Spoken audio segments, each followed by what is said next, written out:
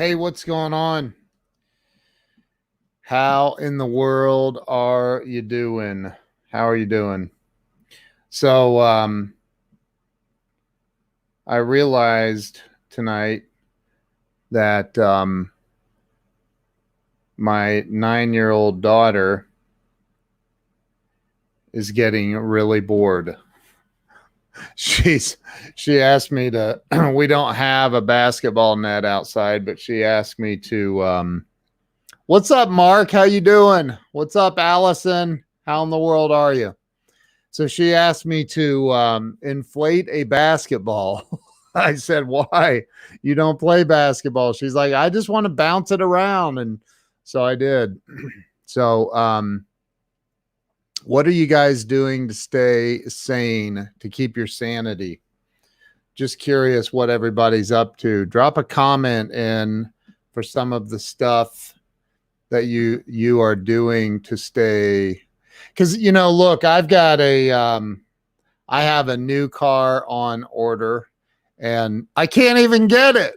Like, not that getting it would do me any good, because like it wouldn't do me any good. I where am I going to drive it?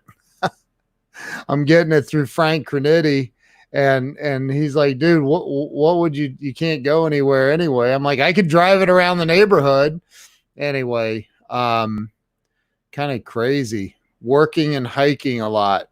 Keely is fishing. Hey, Violetta, am I saying that right? Violetta. Aiden, how you doing, man? How you doing? Cleaning mom's house and looking after mom. Yeah, I wish now, because we live like 4 minutes from our gym and they're closed. So it's like I'm trying to do as much as I can in the house to work out, but it's not the same as going to the gym. Let's just be real. So I need to get on a regiment. Violet, yes, like violet, purple. There you go, Violetta. Well, it's nice to have you on here. Thanks for being in here. Hey, I want to show you guys, if you want to see. I know a few months ago, I don't know if you guys saw, I had Grant Cardone and Jeffrey Gittimer on a live stream at the same time. I don't know if you guys saw that. Jeffrey is a good friend of mine. Grant's a friend of mine. Grant popped in. Heck, Grant could pop in right now. And Grant, if you're watching and you'd like to jump in here with me and chat, dude, I'd love to have you come in.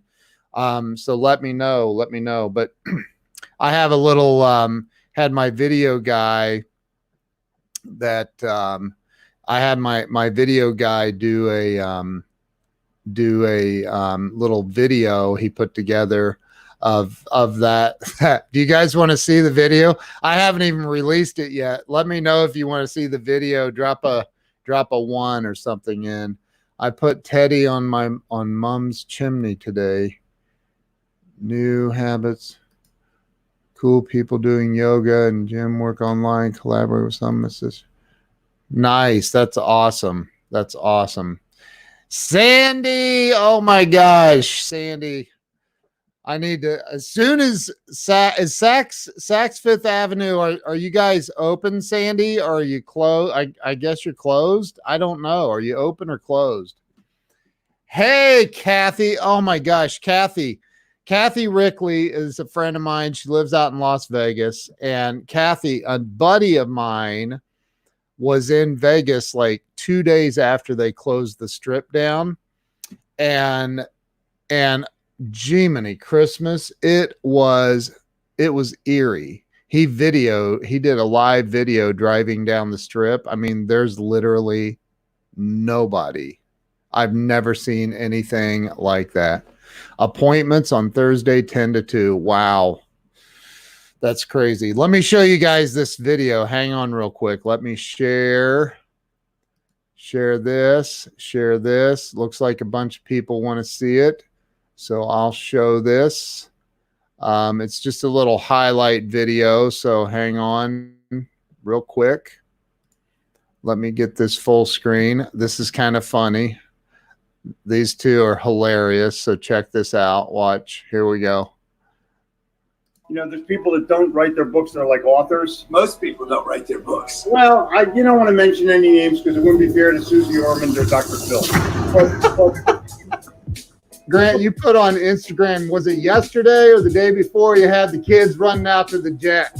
You're like, yeah, that was crazy, right? Could you imagine growing up like that? I remember I would run to a $500 car. Yeah, that was a big deal for me. I run to a taxi in New York City. There's a lot of people that may make even $100,000 a year that aren't making it. Like that's not a whole lot of money. You can't live in New York City with $100,000 and have any money left over. No way. Yeah, you're correct, Grant. But the bottom line is the opportunity here at least exists. People can have hope. Oh, and I want to sing a fucking American pledge or something right now. Yeah, there's hope everywhere. But like, what do I do to get above the game when the game's kind of stacked against the little guy? The game has always been stacked against the little guy, but they emerge. Yeah, there's plenty of guys that buy a hamburger franchise and then get 2 and they get 3 and get 4 and make money. Yeah, what's the cost of the franchise? $30,000. Yeah, that's good.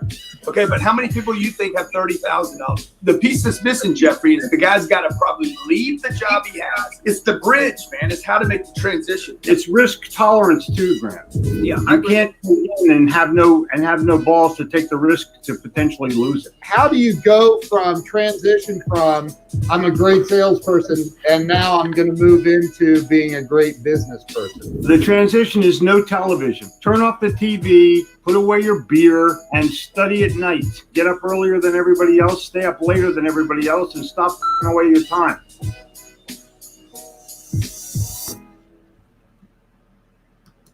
So that's the little video that I had my my video dude put that together just to just to put some promotional stuff out. Those two guys are freaking awesome. Love Grant and Jeffrey.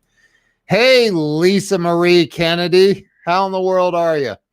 So what are, I got to tell you that although I work from home and I rarely ever leave, there are certain things that are bugging the crap out of me. Number one, my hair, I feel like Jim Morrison. I literally, like, my hair feels super long, and I realize it's not that long, but I don't let my hair grow this long.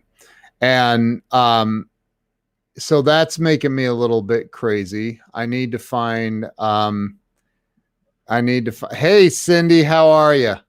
So yeah, Lisa's getting stir crazy. It's like, what's up, Terrence Freeman? How you doing, bro? Good to see you. So, like, what are you doing to, dude, bring it over. John, you don't live far from me, man. Drop that puppy off. Ah, man. Growing afro. Dude, if my hair gets much longer, I literally look like Don King in the morning, man. My hair's be standing straight up, and oh man. So hey Ryan, how you doing, man? Good to see you. So I think, and yeah, Mel Robbins routine, I get that, but there's a lot of people that, hey, what's up, Dan Keller? How you doing, man? Lori, what's going on? So, I've not ever been busier than I am right now, ever. I mean, I have never been this busy, but like, there's still things that, I don't know. I mean, it's not that I leave the house a lot, because I don't, but just because they're saying you can't makes me want to. I don't know if you can relate to that or not, but I'll tell you one of the things that, and I really strongly suggest that if you're in a position where, you don't have, you don't have a certain skill set or something that you've always wanted to have, or you wanted to learn how to do video stuff, or you wanted to get good at video editing, or you wanted to, now is the perfect time to really start digging in and discovering some new creativity. I find that the more that I, access that creativity, the more I dig in and look for ways to be creative, the less bored I am, for sure. So, that's what I'm trying to do, is come up with some really creative things that I can do to promote my business and promote what I do. A ton. Right. My dogs are wondering. I know, it's crazy. It's crazy. So hey, Nazira, how are you? Good to see you on here. Thanks for popping in. 100%. I have had full days every day. Right. That's the same with me. I mean, it is literally non-stop. It's non-stop. The phone calls, the just everything. It's non-stop. The appointments, my show. I'm booked out on my show for like, I know through the end of April into May already. I have more people that want to get on the show, and it's and there's Kat Hill. Y'all need to go check her out. Her and I, our mutual friend, Glenn Morshower, introduced us, and she sang and played her guitar in this group. Was that last night, Kat, or the night before? But it's like, she has such a beautiful, beautiful voice. Bonjour, Lori Foster. So, I am learning English to stay sane. I'm working on English too. I'm kidding. But like, it's, I like, watching Kat, I've got a guitar sitting right over here, and I've played guitar since I was 7 years old. So I've done it for a few years, and it made me go, man, I haven't played guitar in a while. I need to dust it off and start. It was last night. I need to dust off the guitar and start playing again, and get back into it a little bit. But again, I think that and we're not through this, is the thing. We are not through this. And I don't know how much time, is left. Nobody does. But like, holy moly, Freebird. Oh, I can play Freebird. I can play a lot. I play a lot of Eagles songs too. But anyway, so, hey, Sherry Gideons, how in the world are you?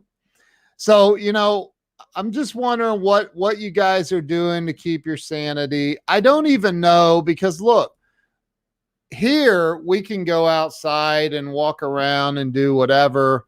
I saw a buddy of mine, Jason Alt, and they posted videos of their kids doing a drive-by at the grandparents to drop off some cookies or cupcakes or something on their front porch step, and the kids, I could tell.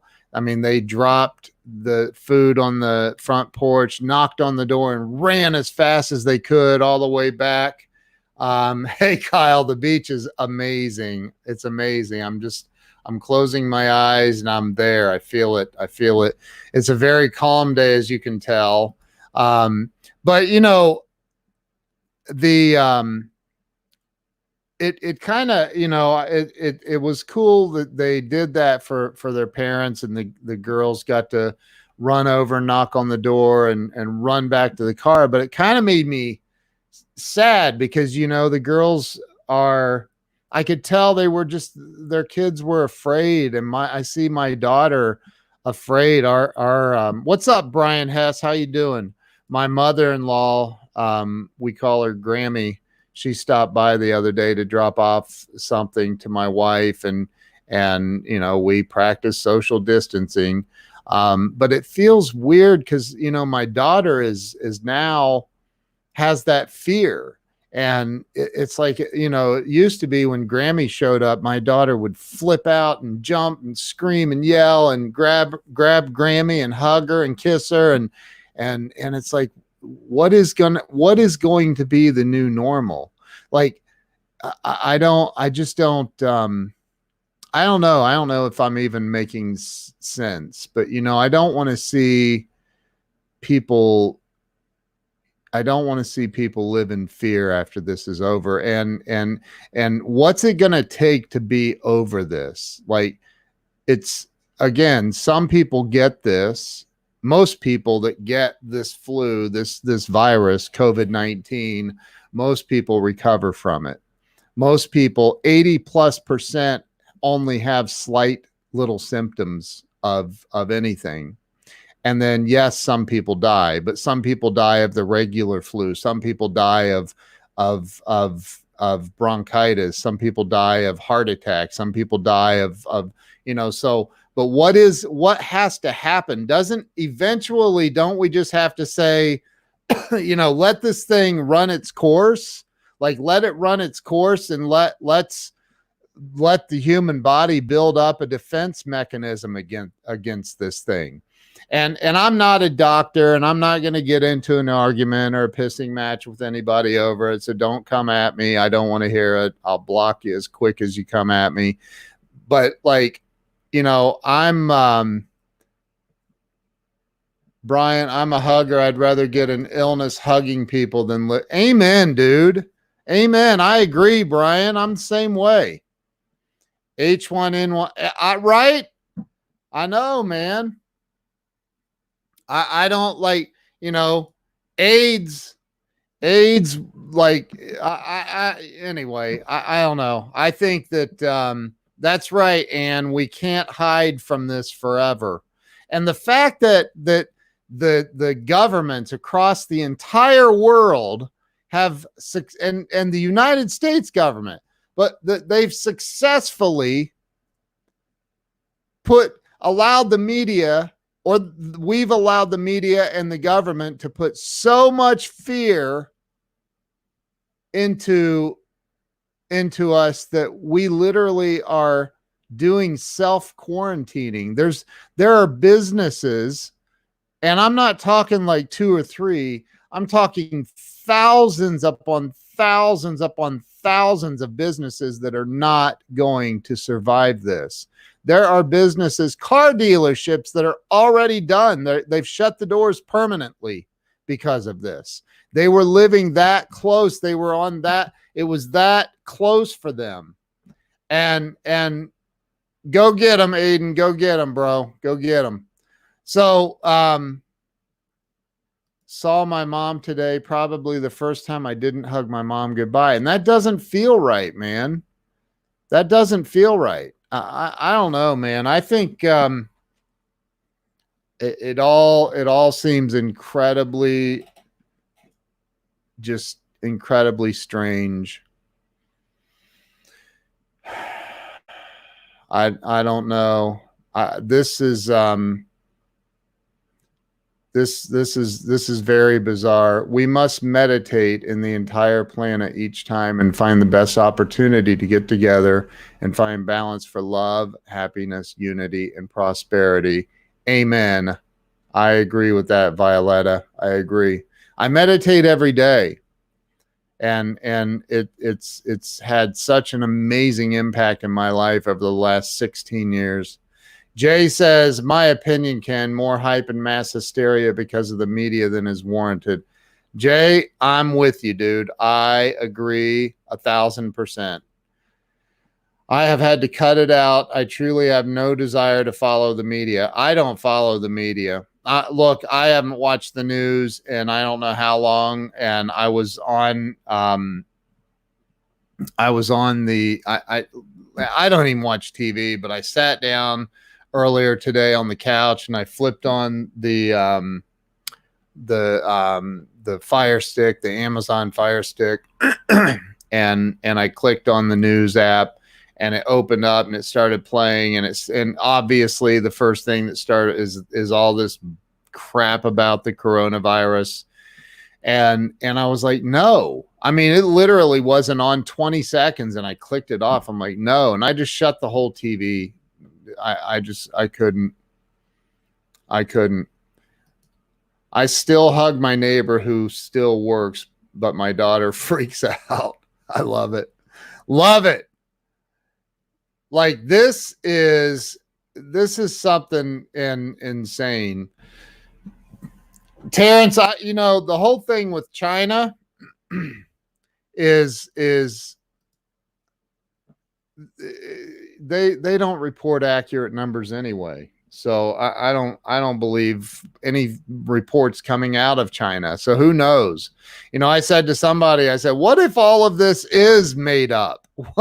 What if the numbers are made up? And I'm not saying people aren't dying. People die every day. I talked about this in the beginning, 30 people every single day for many, many years. The average has been 30 people a day die on the roads of the United States of America from alcohol-related traffic crashes.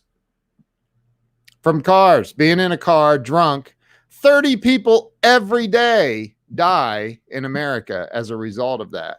And there's no mass media hysteria, panic being created there.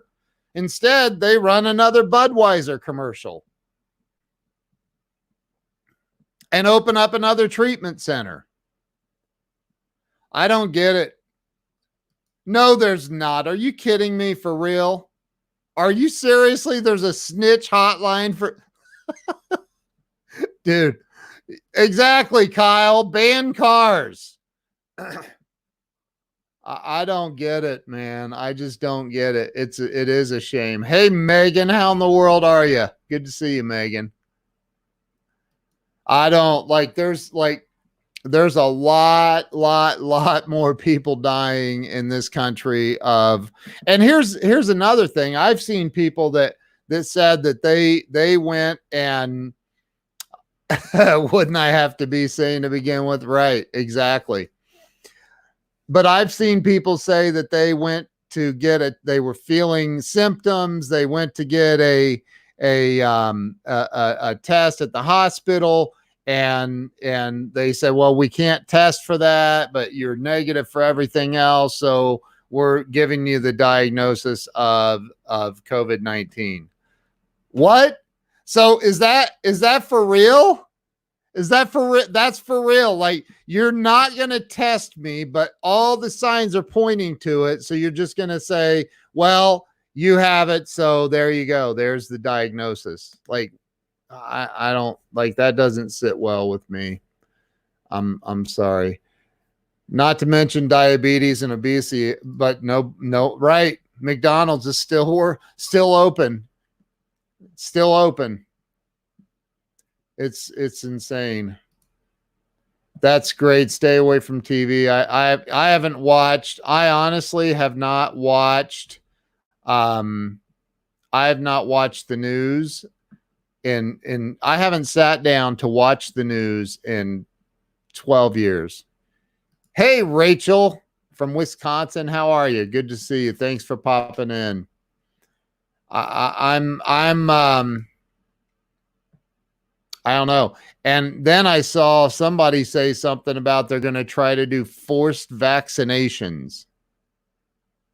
Good luck with that. Good luck with that. You ain't forced vaccinating me. I can promise you that. It ain't happening. So, look, I don't know. Nobody has all the answers, and I don't for sure. What I can say is, people don't lose your sanity. And yes, you would have to be sane to lose it. I think, but I do think that even people that aren't sane, maybe someone should do it. Right. Exactly.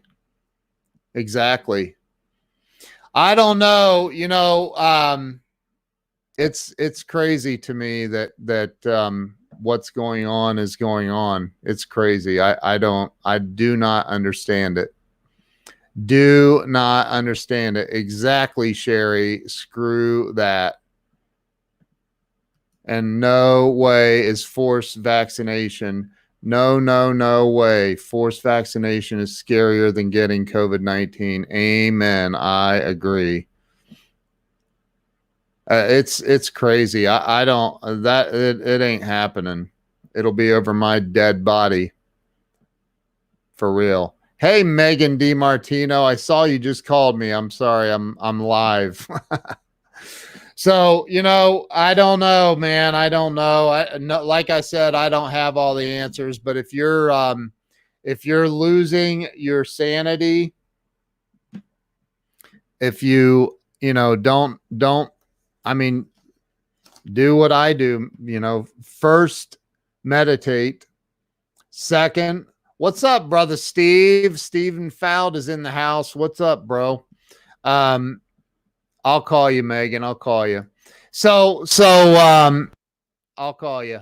So the do something creative. Get really, really, really creative. Do something creative.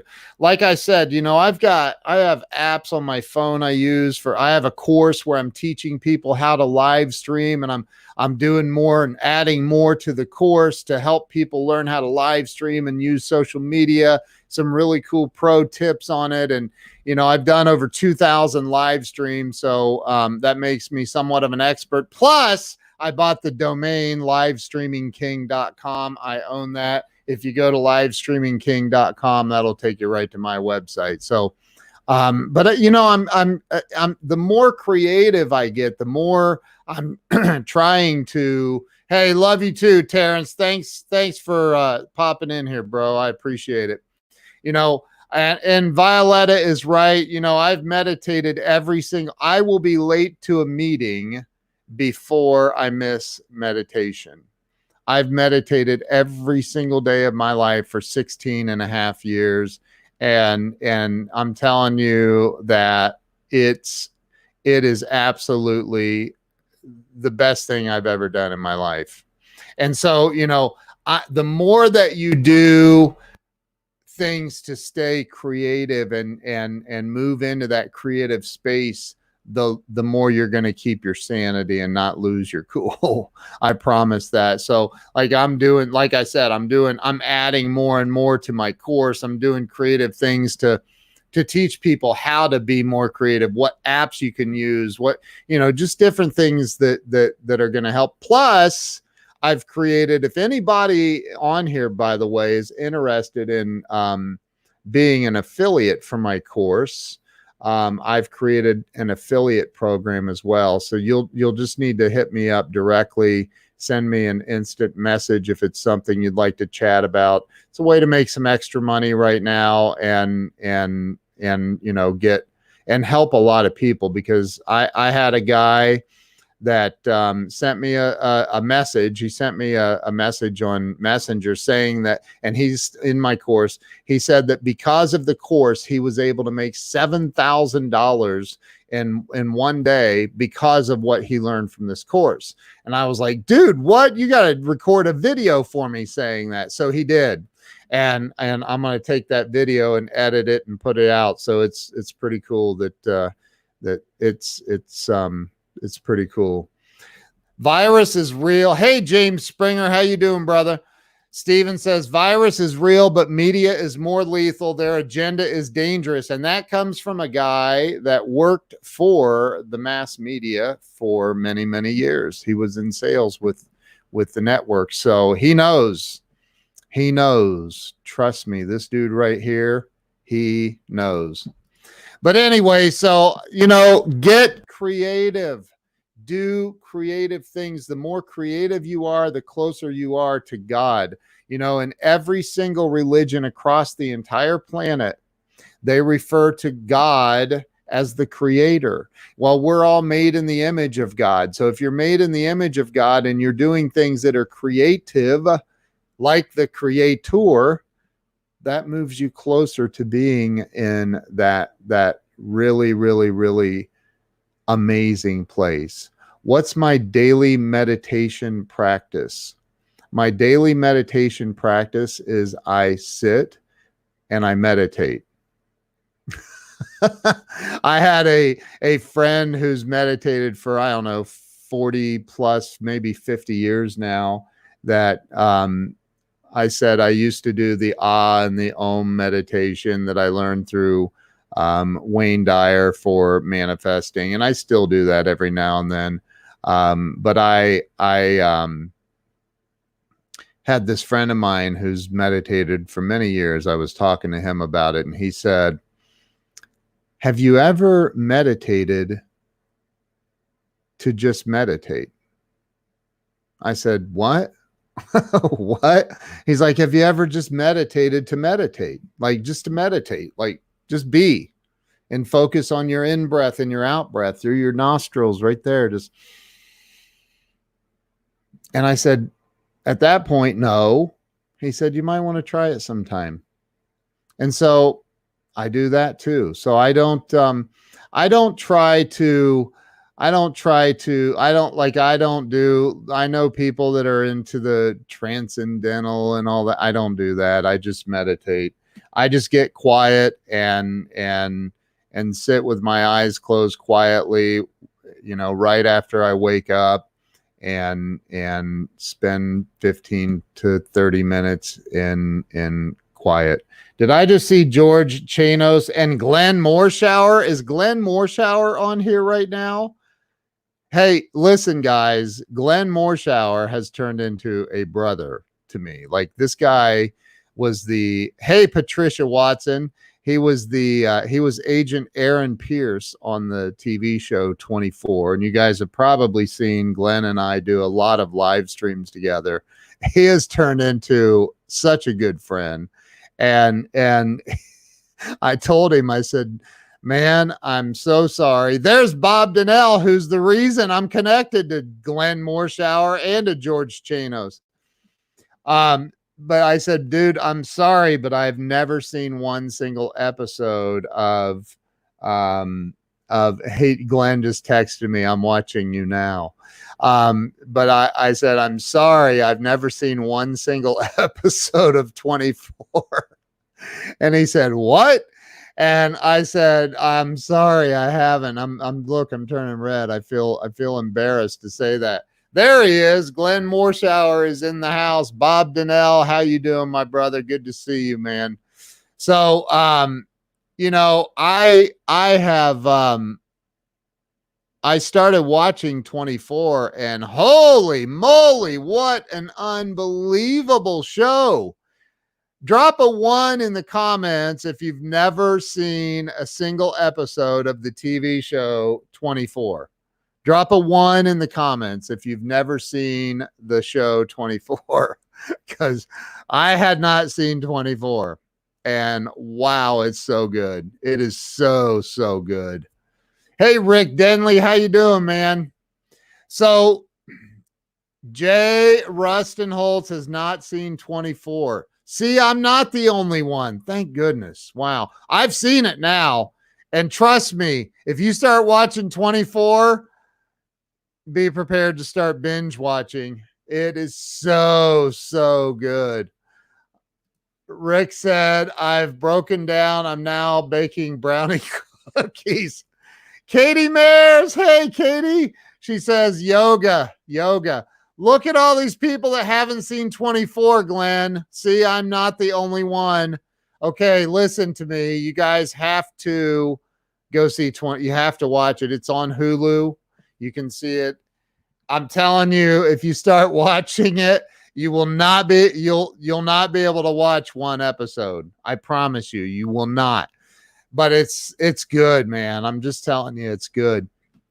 And here's what's cool about it. I didn't even know. So 24 is literally, so like there's 24 episodes per season. And the season is literally one full 24-hour day. So it starts out at 12 a.m. And so the first episode is 12 a.m. to 1 a.m. for that particular day. And then 1 a.m. to 2 a.m. And I'm telling you, it is freaking good. You're not going to believe it. Don't blame me, though, because like you're going to get into it not stop watching it. So I can't believe you're I know. I've not. I have now. I'm on it. So 24 is like Pringles. You cannot just eat one. That is correct. Your book launches this week. Dude, that's awesome. Hit me up tomorrow, man. Let's talk about it. Maybe I can get you on a live stream and we can do some promotion of it for you. Plan your work and work your plan, plan your work and work your plan, whichever it is. Amen. Heard about it before, just haven't got into it yet. I will check it out. Been watching Ozark like crazy. Ozark's a great show as well, but I'm telling you, man, 24 is really good. Plus, my buddy Glenn Mooreshower's in it. He was in it for 7 out of the 8 seasons. So he's Agent Aaron Pierce in it. So yeah, check it out. It's worth it. And I'd never seen it. But Glenn is going to be on my show this month, the 16th of April. And Patricia said 24 is so much better. I don't even I keep seeing all this stuff about Tiger Man. What the hell is Tiger Man? I don't even know what it is. Somebody tell me what Tiger Man is? I don't even know. And I've seen like some memes of some weird looking dude that looks like Joe Dirt, maybe. Hey, Ken, do you like arepas? I don't know what arepas is. I don't know what that is. I don't know what that means, Violetta. I apologize. I do not know what that means. Dude, watch it. I don't know, man. I've seen the dude's picture. It freaks me out a little bit. Haven't seen Tiger Man. Heard. What? No. Reading, walking the dog, going crazy. No idea about Tiger Man. Hey, Tracy, how in the world are you? It's just like Joe Dirt, but with meth and tigers. Yeah, no, I'm good, man. No one sane knows Tiger Man.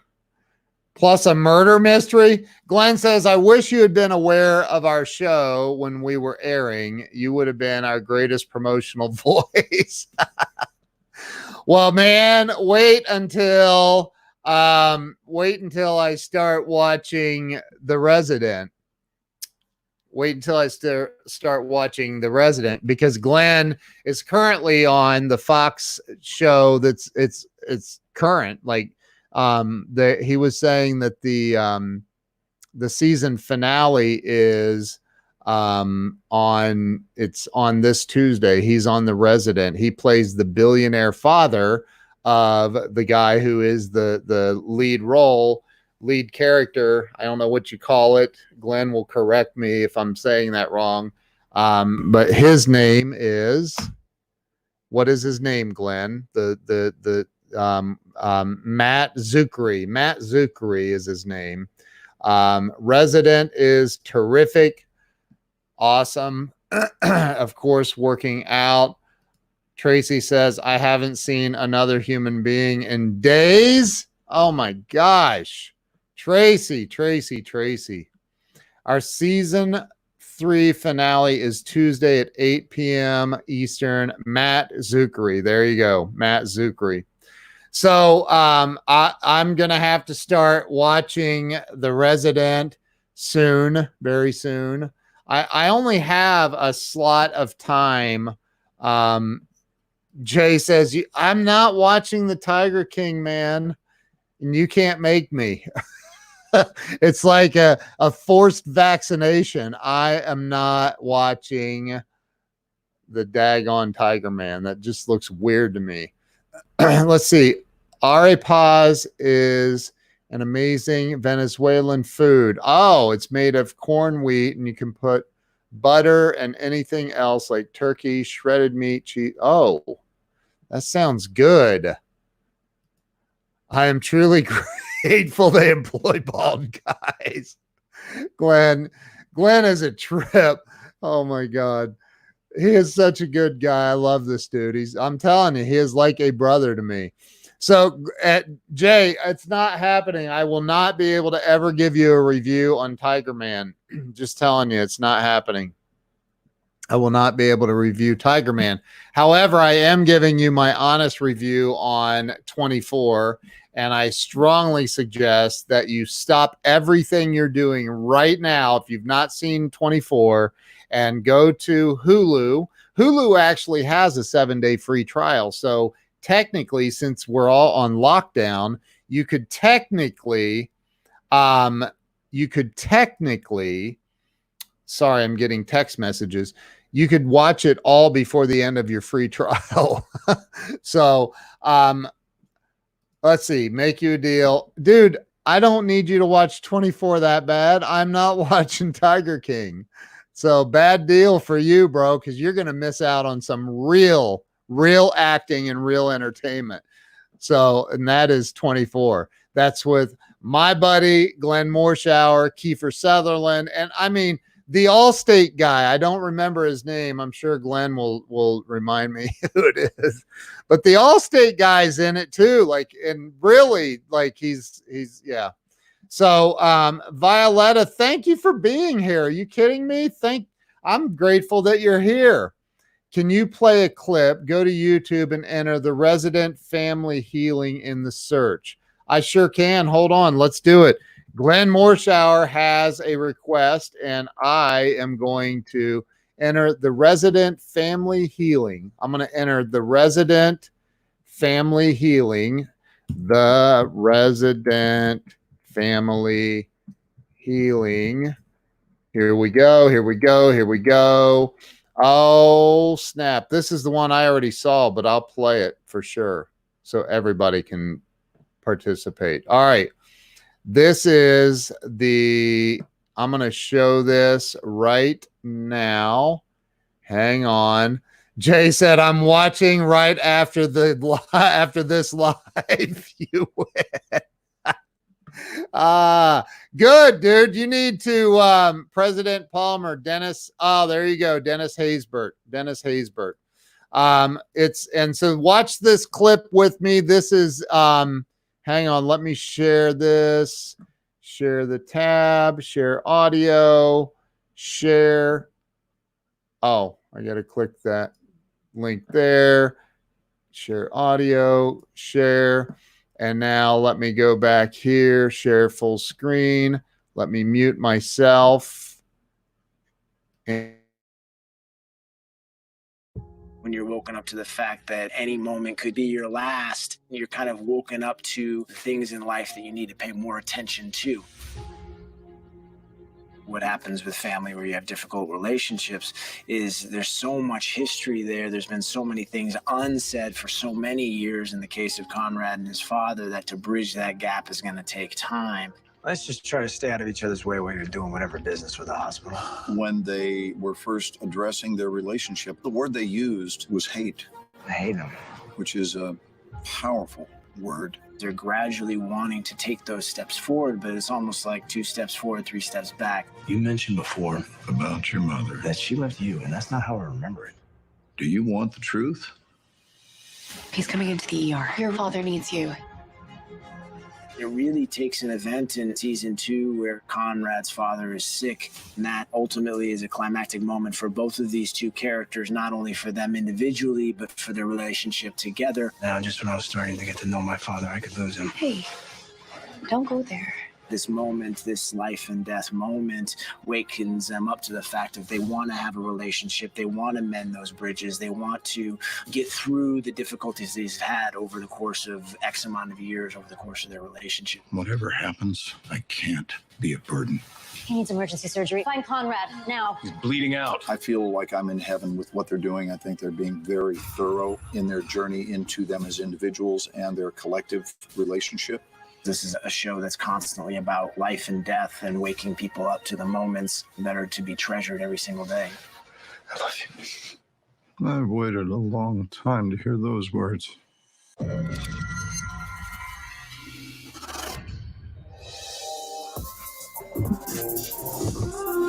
And so I had I had look up livestreamerking.com. I own livestreamingking.com. So I had the opportunity, Glenn gave me the opportunity to sit in on his acting class last week. And he had Matt Zuckery, the lead role, was in there teaching the class with him, and I got to meet and talk to Matt for a few minutes, and holy moly, I'm telling you right now that dude, I almost called him a kid. He's 10 years younger than me, so he is a kid. But what a good guy he is. And Glenn just is like, seriously, I know Glenn, like we're friends, but like watching him teach an acting class showed me this man's skill set is it's ridiculous, man. I mean, it's absolutely ridiculous. So yeah, it's ridiculous. And Violetta, to answer your question, yes, I do have a training program. If you want to send me a message, let's connect after this, and I'll tell you all about it.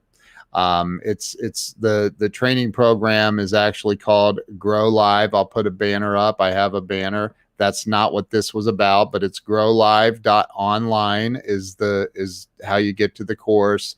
It's $997.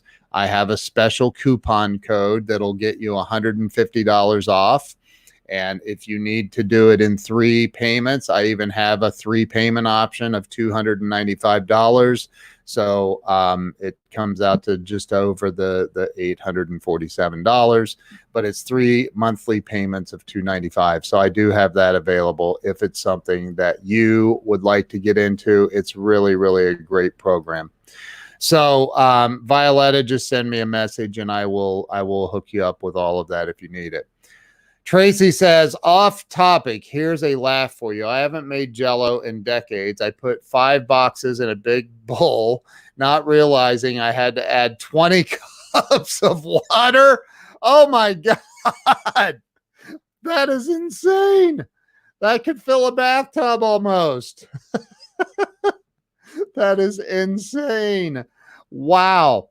So look, to maintain your sanity, my suggestion is learn something new. Get creative, for real. Get super creative. Figure out ways to get really, really, really creative. And I'm telling you that it's thank you, Weldon. I appreciate that. Weldon is in the course as well. That is correct. So, figure out ways to be creative, like just do more creative things. And that it's gonna look, sometimes it requires learning a new skill set. And if you get, you start doing things that are creating new skill sets, once this thing is over, once it's past us, because it is going to pass. Once we get through all of this, you're going to have a completely different skill set to take to the marketplace. So, and I love this right here. I'm trying to read a book a week. That is so awesome, dude. That is so awesome. Learning German online. I love that. Violetta, if I find 6 people, Violetta, hit me up and we'll work it out. I have I have an affiliate program as well that I can explain to you offline. So just send me a direct message in Facebook Messenger and I'll talk to you. The one thing you have never thought would be the path, and all of a sudden the situation, right? Exactly.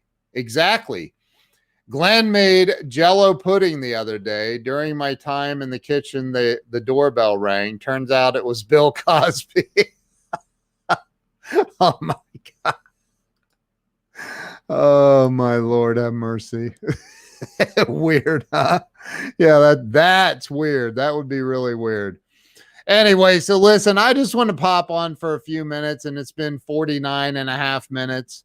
Just want to pop on and say hi to you guys and encourage you to, expand your thinking, expand your creativity, expand your knowledge. Now is a great time to really dig in and expand your knowledge. I'm telling you, I'm going to convince Glenn Morshower to open up his school to more and more and more people, because you won't even believe how cheap inexpensive. I hate the word cheap. But like how inexpensive his school is. And he really should, yeah, Glenn, why don't you let me send you an invite? I'll send you the invite. Let's get Glenn Morshower on here right now. Hey, Kat, I would do that, but like, I just, I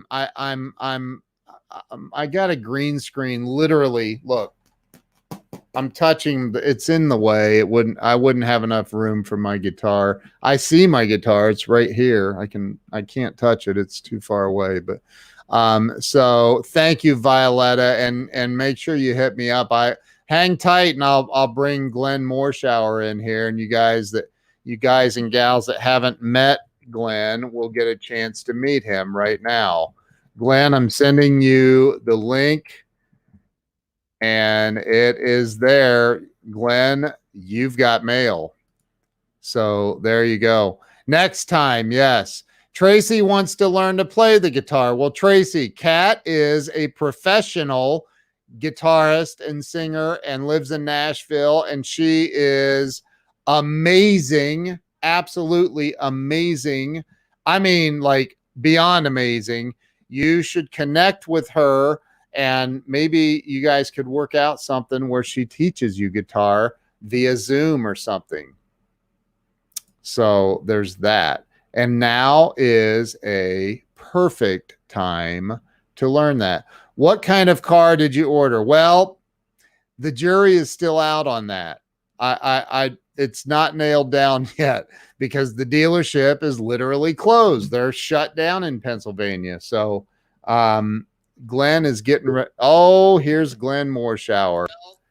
Glenn Morshower in the dude, you're wearing you're all spiffed up, man. Let me grab my sport coat.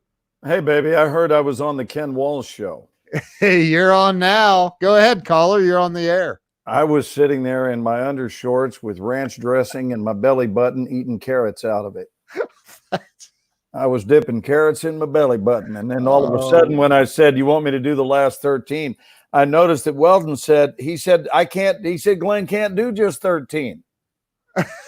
Did you see his post? Weldon said Glenn can't do 13 minutes. That's awesome. Wow. And you know what? I'm afraid that's a bet he might win. He may win that one for sure. No, man. Listen, I am William well rested. I'm Johnny jacked up. I just got back from I just got back from a neighborhood walk, and I am Ivan invigorated. I'm Frankie. I'm Frankie feel good. Listen, it'll just keep going. But it was a great walk in the neighborhood. You know, the sun's down now here in Dallas, and it was beautiful. Nobody else out on the streets, just enjoying. You didn't see anybody? No, there wasn't a single person. I didn't see a human being. Can you say hi to Jay's wife, Morgan? She is a huge fan of yours. Oh, well, hello, Morgan. Well, this makes more sense, because if Morgan is a fan, probably about 98% of the time, and that is not an exaggeration, 98% of the time I'm on camera, I'm wearing a suit or a uniform. Yeah, I'm almost never in a t-shirt. And usually when I'm on your show, I'm wearing just some sort of colored t-shirt, and I'm really chill and so forth. This is the way I like to look when I speak.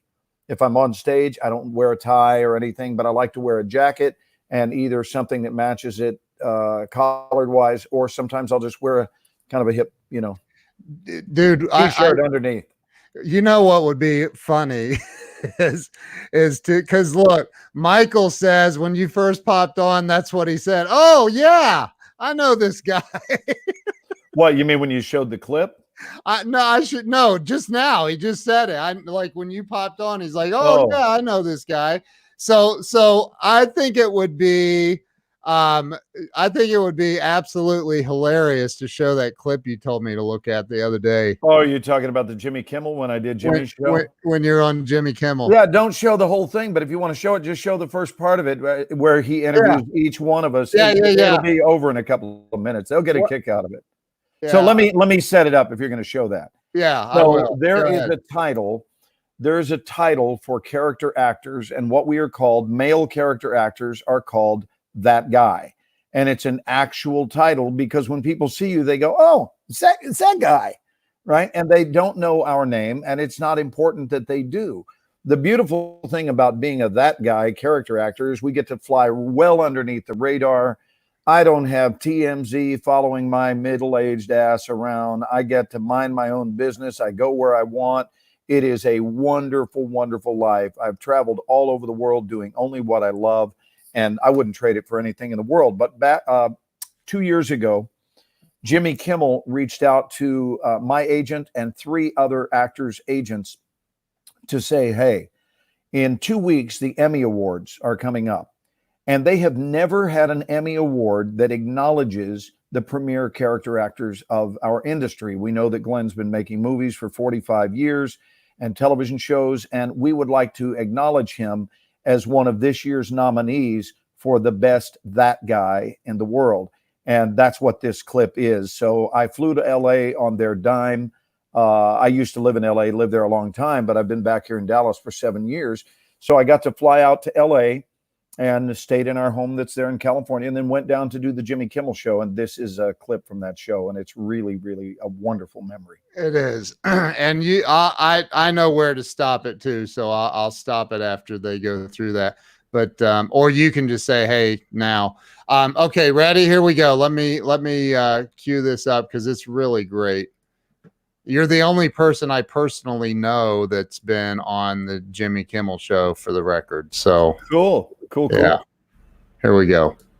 The Emmys mark the start of award season here in Hollywood. And while, you know, there are hundreds of performers who do get nominated and honored, there are many, many more who get snubbed, who get no recognition. And tonight, I would like to shine a light on a group that's been ignored for, I think, far too long. These are actors whose faces you know immediately, but whose names you don't. The people who, when you see them, you say, hey, it's that guy from that show. And with that said, it is time that we salute those unsung heroes with the first ever The Guy from That Show Award. And the nominees for The Guy from That Show are this guy.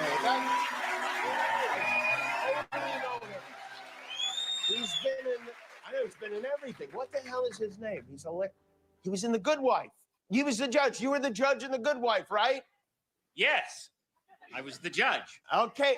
You were so good, and yet I do not know your name. Oh, well. Our next nominee is that guy. Oh, my God. Now, you are so familiar, too. What is your name? What is his name? Oh, he was the police guy on The Wire, right? What's that other show you're in? I'm Lance Reddick. I was in Lost. Yes, Lost. You were great in Lost. I love you. You were killed in Lost. Our next nominee is this gentleman. You're like a dad in everything. I think I've seen you more than my own dad. And yet your name is a complete mystery. I have no clue of what it is. Does it start with a B? Like Bob? No, it starts with a G. G. Is it Gwyneth? No, it's not. Oh, sorry. All right, and finally we have this guy. Oh my God! And of course, yeah, that's good. It's that's not good. working. It's like it's freezing up. I don't know what's going on with it. Well, so of course it is. They didn't know we were going to use it as a promotional piece. I know. I'm gonna get fined or something. So I want to ask your viewers a question, Ken. I want to ask if they hadn't said anything, is it true that you would have seen all 4 of those actors and you probably would not have been able to name their names without going to IMDb or looking up the cast of 24 or something. And, you know, we're all in that same boat. We're all busy guys. And ultimately, the award was given to Stephen Tobolowsky, who was the last one they showed. And most of you know him for having played the character of Ned Ryerson on Groundhog Day. Yeah. But he's done so much, you know. And ironically, we are kind of in Groundhog Day. Yeah, no kidding. No kidding. Oh, yeah. Everybody says, yeah, I wouldn't have known. I wouldn't have known. And I mean, honestly, until Bob introduced you and I wouldn't have known your name. So, that's okay. I'm sorry. I love you. You know that. I came in late to your broadcast. Now, we probably already. I think Weldon was right. We already went over the 13 minutes. What was your topic tonight? I came in late. Kind of similar to what we talked about last night. Just what are you doing to stay sane?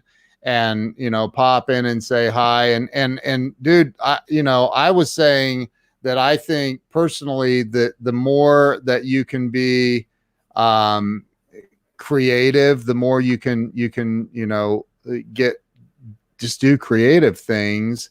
It's going to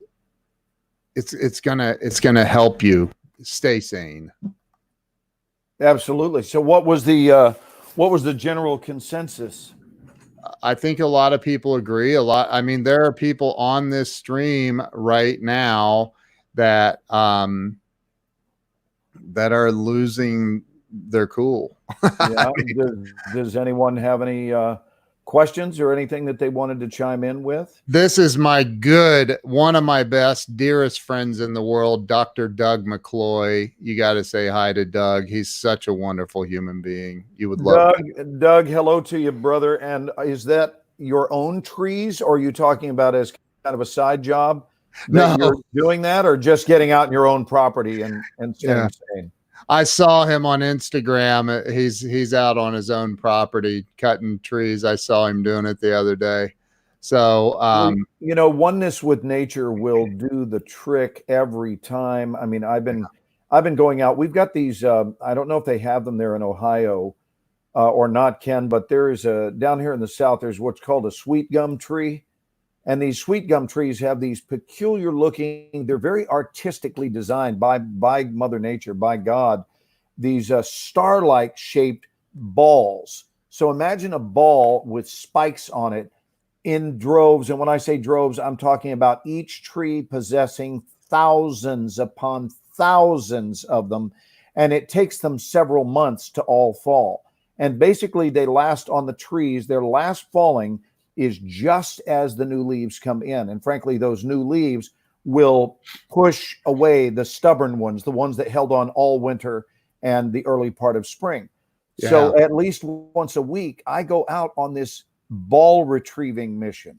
And it's so, I'm serious. Like all I do is go out and I go, I'm going out to pick up balls, honey. And I go out and I gather thousands of them in these big trash bags. And it's just very therapeutic because I find myself just being in oneness. It's very Zen-like. I'm not out there thinking about COVID. I'm not out there thinking about career. I'm not thinking about my school. I'm just in oneness with beautifying things and being in sync with Mother Nature. And I think nature is very restorative. Yeah, there's something very restorative about Mother Nature. Are there tiny little things that are like prickly around the outside? That's correct. Yeah, we have those. What are they called again? That's called a sweet gum tree. A sweet gum? Sweet gum. Sweet gum tree. I've never heard of it. Look it up. Go to Google Images when you get a moment. Just look up sweet gum tree, and it'll show you those little balls. Yeah. If you really take time to study them, they're incredibly beautiful. And we've actually loaded a lot of our house plants because we have 5 cats, and to keep the cats, you know this, but to keep the cats off of the plants, they don't want to stand on those little spikes. Yeah. So we put those in there, and they look very artistic, and they serve a purpose because the cats don't like it. I guess what I'm recommending here is animal torture. Hey, if it works, it's not. I mean, it doesn't bloody them up at all. But I mean, they get on it, and they're like, "Whoa!" No, they shoot you that stink eye of This is damned uncomfortable. I mean, that's what they're doing. They're like, this used to be fun eating the leaves off of this plant, and now it's uncomfortable. I gotta tell you, you're not. I know you're. This is a rhetorical question. You're not on TikTok, right? Let me see if you can answer that question for yourself. I already know. So you're not on TikTok, but so TikTok is you would love TikTok. I know you would. But so TikTok, you just you swipe through these videos, and it's like literally there's hundreds of thousands, maybe millions of videos. It is millions of videos, and they're little 15-second to 60-second clips. And yes. And so there are people that have cats that they have this problem with the cats jumping up on their kitchen countertops. I personally do not like Violetta just asked a question. You can see the questions. I'll pop it up on the screen in a second. But so I personally do not like our cat getting on our countertops. And I haven't tried this yet, but what people are doing is they're just literally taking a long sheet of tin foil, and they're putting it up where the cat jumps up on the edge of the counter. Right. And Glenn, it is some of the funniest cat videos I've ever seen in my life. I've literally laughed so hard. Like, I saw a cat jump up, land on the tin foil, and literally jump almost to the ceiling, doing a backflip off of the counter to get away from the tin foil. It is the funniest thing I have ever seen in my life. And I can see it on YouTube. I don't know. It's on TikTok. It's probably on YouTube. Okay. If you put in cat tin foil counter or something like that, it is so funny. I was in tears. Anyway, so Violetta, the question is, he is not single. His amazing wife is right there near him, and I love her dearly. She's amazing, but Violetta wants to know if you're single, Glenn. Well, if that was a because I find him to be adorable type comment, let me just receive the compliment. And I'm going to oh, Carolyn, did you just hear Carolyn? She answered it out loud. She said, no, he's not. Yeah, she just said, no. Carolyn, by the way, is my new wife of 41 years. Oh. So we were recently married in 1978. Wow. Recently. Yeah. Is it because you find him adorable? That's what the real question is. Do you find Glenn adorable? Yeah. She could at least answer that part of the question for me. Right. So that we can live together. We can live together in what might have been. Right. She just said, sorry, Carolyn. That's funny. She's grinning. Believe me, she's got a sense of humor. She does. Listen, you have to have a sense of humor to dare to be foolish enough to marry someone in show business. You know, right. No, I mean, it's a true story. I think if I can just say something about this, all kidding aside, can I? Yeah, absolutely. Beautiful. Yes. I really believe, and this is not said because she's here. It's a weird topic to, have show up, but I do want to say this. And I would say this whether she were here or not, because I don't put on an act for her. The reality is, show business people, they're not flaky. They're really not. They just belong to the world. I mean, I'm speaking from my gut. I know this, we didn't really ramp into this from the heart discussion, but you know how transparent I am. And I will just tell you, show business people are a unique creature in that we do belong to the world. That doesn't mean the world owns us. It means that we share our essence with the entire globe. And it is very strange, and nor am I complaining. I'm actually honored by this. But it is very strange when you cross that threshold of losing your anonymity, where there's not a country in the world that we can travel to together that people don't already know me when we arrive. They know me, and they specifically know me from 24. 24 was a global hit. And Right. so Carolyn, one of the requirements, it was a requirement. It really was non-negotiable. It was a requirement that she would be okay with sharing, because there was no other way it would have worked. Right. And that's not me being difficult or being an ass. That it's just the truth that we get stopped a lot in public. We're always nice. We say hello to people. We eat dinner out until COVID-19 came along, and this is not an exaggeration. Carolyn and I ate at home twice a year. Let me repeat that, twice a year. Wow. And it was on Christmas and Thanksgiving, and that's it.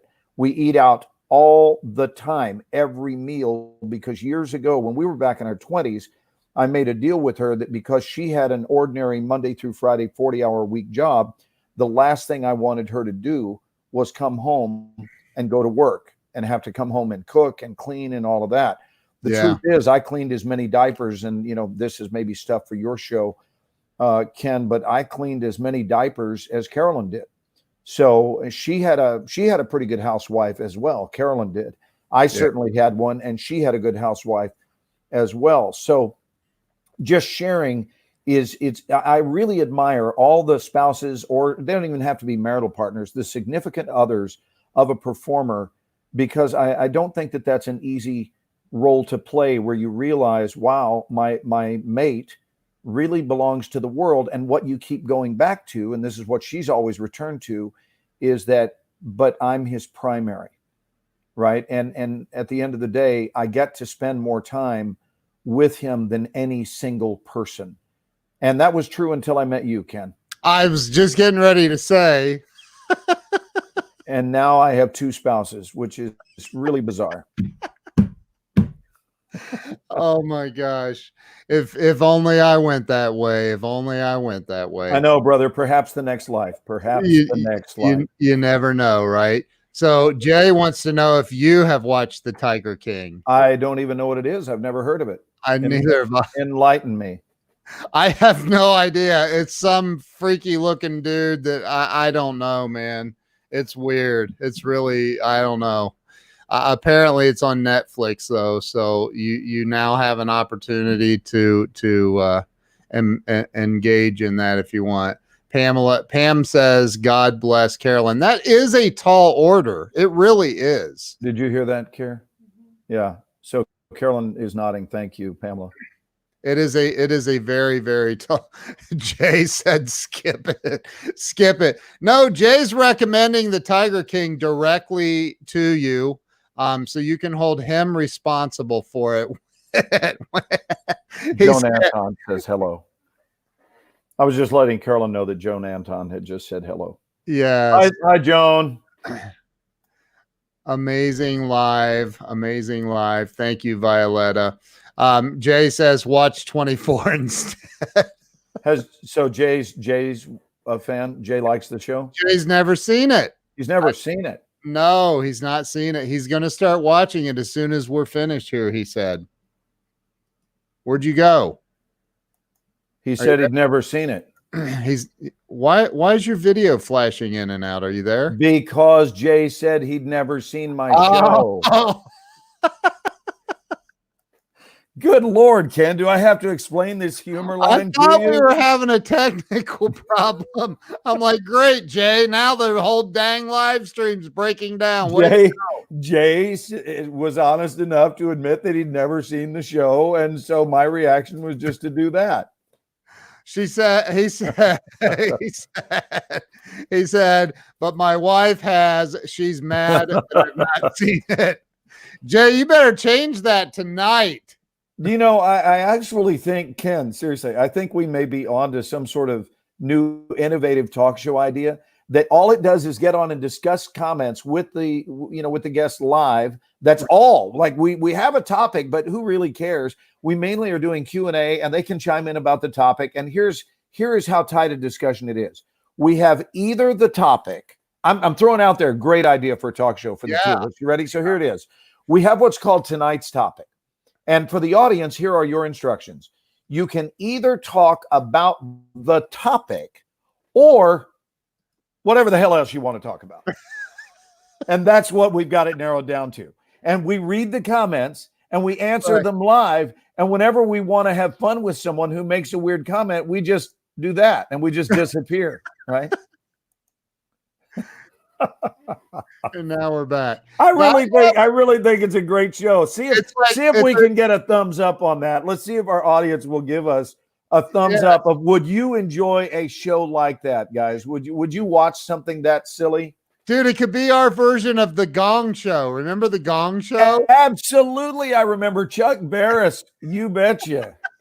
And the unknown comic. Hey, I'll come back with a bag over my head, dude. And listen, I can come back with a bag over my head and talk like that. Or I can talk like this. You never know, right? You never know. You get your different dose of talk. And here's the thing. I could wear a bag each time. Maybe I'll sound like this sometime, and wear different clothing, but have a bag on my head. And we'd have people convinced that you had a different guest in the chair every week. Every time. That would be awesome. Yes, indeed. Cindy says yes. Jay said, get me on this live stream. Jay, we'll bring him in. Jay, send me an instant message on Facebook right now. You're never going to know something 1 week I'm going to sound like this for you, Kane. Only for you today. Only for you today, my friend. But let's bring Jay in. Jay, send me a message right now, and I will send you a link. You've got 30 seconds. If you don't send me a message right now. Oh, did you see what Kat said? Kat just said, hey, aren't we doing it now? We are. She's right. Yeah, I think basically the show has gotten underway. So, this will serve. By the way, to all of you tonight, you're part of something very special. Let me just lean in. You're part of something very special. You're a part of something that will one day, perhaps, provided it goes well, and my belief is that it will, this will serve as the pilot episode for a show that Ken and I can develop in the future, and I'm already enjoying it. I like it. And should we tell everybody what we've already talked about in that realm? Yeah, sure. We have discussed, Glenn and I have discussed doing at least once a week, maybe twice a week, a show, and we turn it into a podcast, which, I know how to do. And I don't remember all the details, but we talked about doing a show together, like a regularly scheduled program where we come on at least one time per week. Even if you're on a movie set doing a movie with Arnold. Did you see how I did that, Arnold? Yeah, it was good. That was good. I wasn't even going to give you a note on that. It was like, nicely done. A note. So, so Cindy says, your 13 minutes are up. You win. Right. I said I wouldn't bet. I wouldn't bet if it were me. That's a losing bet. I know when Ken and I start cranking it up, we're going to go for a little bit anyway. That is so funny.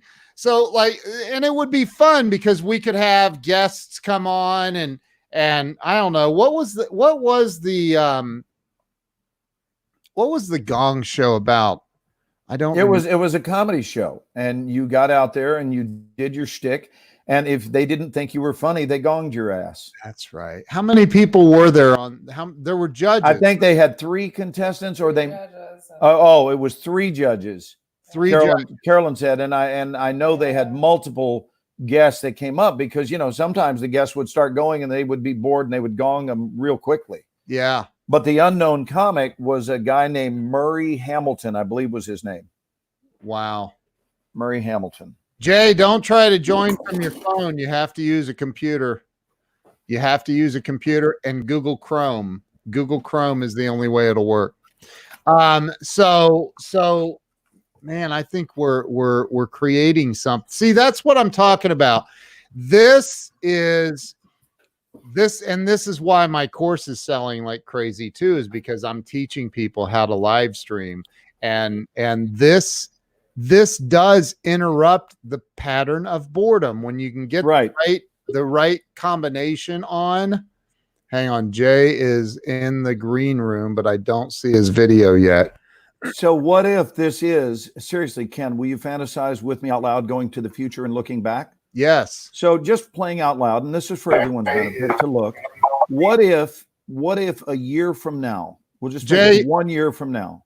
Jay, turn off Facebook in the background. Sorry. Go ahead. 1 year from now, we look back on this night, having remembered the format sort of being created in the moment, as opposed to sitting down and doing something I've never been a huge fan of my entire life, called planning. Yeah. Right. I actually believe in planning, and I'm going to give you a percentage. I believe in planning about 20% of your life. That's about what I plan, is 20 to 25% of my life. Because here's the problem. If you are so anal retentive and you're so OCD that everything has to be perfectly mapped out in advance before you will agree to anything, here is what you are urinating upon. Here is what you are destroying. You are destroying creativity. You are destroying spontaneity. And I got to tell you, some of the single greatest moments, I'm talking top shelf developments of my life, were things that occurred because I was willing to say yes to the moment. And the reality is they would not have occurred any other way. You cannot plan spontaneity. You have to simply be available to receive it. And then one more thing I would add is, once you receive it, you do what it tells you to do. You follow its instructions. So it's just a fun idea, and I love it because, frankly, even though I know we've talked about it a lot, I think everybody could use a break from the heaviness of endless discussions about this situation we're currently facing. Yeah. You know, I mean, it's there. We get it. There's no one who has a pulse that isn't aware of it. And I do think it's not only okay, but I think it's encouraged to take some time to just breathe. Like, just breathe and remember the beauty of who it is we are, and remember the beauty of connection and flow and ease and laughter and silliness and all of those things. And then we can get back to spending time reading up on the news or whatever, but we mustn't obsess over anything. You know, I said it a few weeks ago, Ken, which is everything. Listen to this amended version of an old quote: everything in moderation, including moderation. Yes.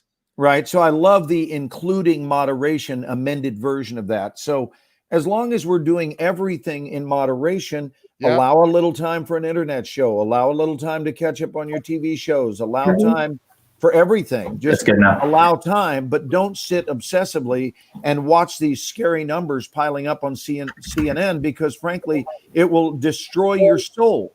Not to mention, on a medical level, it will deplete you at a molecular level. So it turns out, this is the simplification of this quote. It turns out that feeling bad is bad for you. I want to say that once again. Feeling bad is bad for you. It is. So, and feeling good is good for you. Yes, it is. So give yourself a chance to feel, give yourself a chance to laugh, because in doing so, you're actually, at a scientific level, you are bolstering your friggin' immune system. Amen. Has there ever been a better time in life than now to do that? I agree. Hello, Jay. Jay. I'm sorry you caught me in mid-ramble when you came on. Sorry, no, I was having some technical difficulties, so ramble on. No, I was done rambling. Jay, where are you? Where are you joining us from? I'm in my house right now with my beautiful wife Morgan, who is standing next to me, who's a big fan of 24 and has shamed me for never seeing the show, and has demanded I stay up for the next 24 hours to watch 24 to get introduced. But I'm at my home here in Kalamazoo, Michigan, so nearby to you, Ken. Yeah, $4. Yeah, something like that. We're Michigan fans around here, but I'm glad to be a part of it, man. I gotta remove you now, Jay. Have a nice night. Thanks for stopping by. That was funny. So I want to tell you, Jay, regarding the viewership of the show for 24 hours, I want to tell you, super cool. You've never heard this, Ken. You're going to love this. And tell his wife to come in so she can say hi to you, Glenn. Come in. She's a huge fan of you. Hi, sweetheart. Hi. How are you? I know you're not used to seeing me with hair on my face, but no, you're fine. that is the Glenn, I that is want the to say, show. congratulations on you and your wife being married for, what was it, 42 years? 40, yeah, it's 42, but not until December. We've been married 41. We've been together for 43. Just a minute then, like you're still in the honeymoon phase. Right. We just barely got married. We're feeling like it might last. But listen, without going into great detail, I will tell you that is a decision to push through, and that means through all things. There's a decision in advance to push through, so that when you hit speed bumps, not if, when, right, when you do. So this whole idea of, well, if there is no if. So I want to tell you that speed bumps in a long-term relationship, whether it's a marriage, whether it's dating, whether it's a long-term working relationship, like a business partnership, any kind of partnership, be it business, be it romantic, whatever it is, any kind of partnership, speed bumps to that partnership are exactly what turbulence is to a flight attendant. It's part of the job. Yep. And there is no maybe. Here's what happens. When you run into turbulence, you don't quit the friggin' airline. Right? You don't quit the airline. And here's the other thing. When your trees lose all the leaves, you don't assume it's dead. You assume it's this thing called winter. And relationships have winter time. Yeah. It's part of it. So Yeah. a mature person gets through winter by recognizing that they're in winter. And they talk about it openly and say, is this a bit of a winter time for you? I'm not joking, Ken. I really mean it. Is this a winter time for you? Because if I love you, hey, baby, I know spring's around the corner. And here's the other thing. If I'm to wait patiently through your winter time, I would assume that street runs both ways, meaning that when I hit my winter time, because here's the news also from the 41-mile marker, sometimes your winter times don't coincide with one another. Sometimes people hit private winter time, and they have to have a supportive partner who goes, you know what? I get that you're in a winter. All I want to tell you is this. I'm here, and I love you. I'm here, and I love you goes so far versus here's what I'm going to do. I'm going to map out a script for you, and your job is to follow that. I will promise you that marriage is doomed. Yeah. That marriage is doomed. And part of the maturity of a person is to recognize you do not know better than I do what I need to do with my life. Conversely, I do not know better than you do what you need to do with your life. So here's a thought. Why don't we both let each other run our own lives? And I'm going to be your biggest fan, applauding your expansion according to the yearnings of your soul, not according to the yearnings of mine. You're not here to honor my soul's yearnings. You're here to address yours, and I will support you in doing that. Yeah. And to me, I got to tell you, if I didn't have that kind of partner, we would have had so many opportunities to bail. So many opportunities. And instead, here we sit, having survived storms. I'll add one thing to that. If I were to liken my relationship to a boat in a harbor, I have seen bigger boats. I've seen newer boats. I've seen fancier boats. I've seen boats with gadgets on it. I've seen boats that were painted in beautiful fluorescent colors. And here I am with my little mid-sized boat. Only here's the difference. The reason I wouldn't want to trade in my boat for the bigger and the newer and the different, the fancier, it's one reason. I know how my boat performs in high seas. Man. And that's the deep. reason. That's deep. No, but that's the truth. I'm not just trying to paint a pretty picture. My boat has been out in high seas. It's been tested in the highest of seas, and we still got back to the dock. Yeah. So when you know that the boat you're on, when you know that it handles opposing seas at that level, you're not quick to trade it in for the bigger, the better, the newer. There's a term for that. It's called fool's gold. Mm-hmm. That's what fool's gold is. Fool's gold is anything that looks like gold, but upon further inspection, you find out that it's not. And hopefully you haven't made an irreversible decision by the time you learn that. Right. Right. So that's my thoughts about long-term relationships. And that includes friendships, business partnerships, all kinds of relationships. Yeah. It takes two people rowing the boat with that consciousness.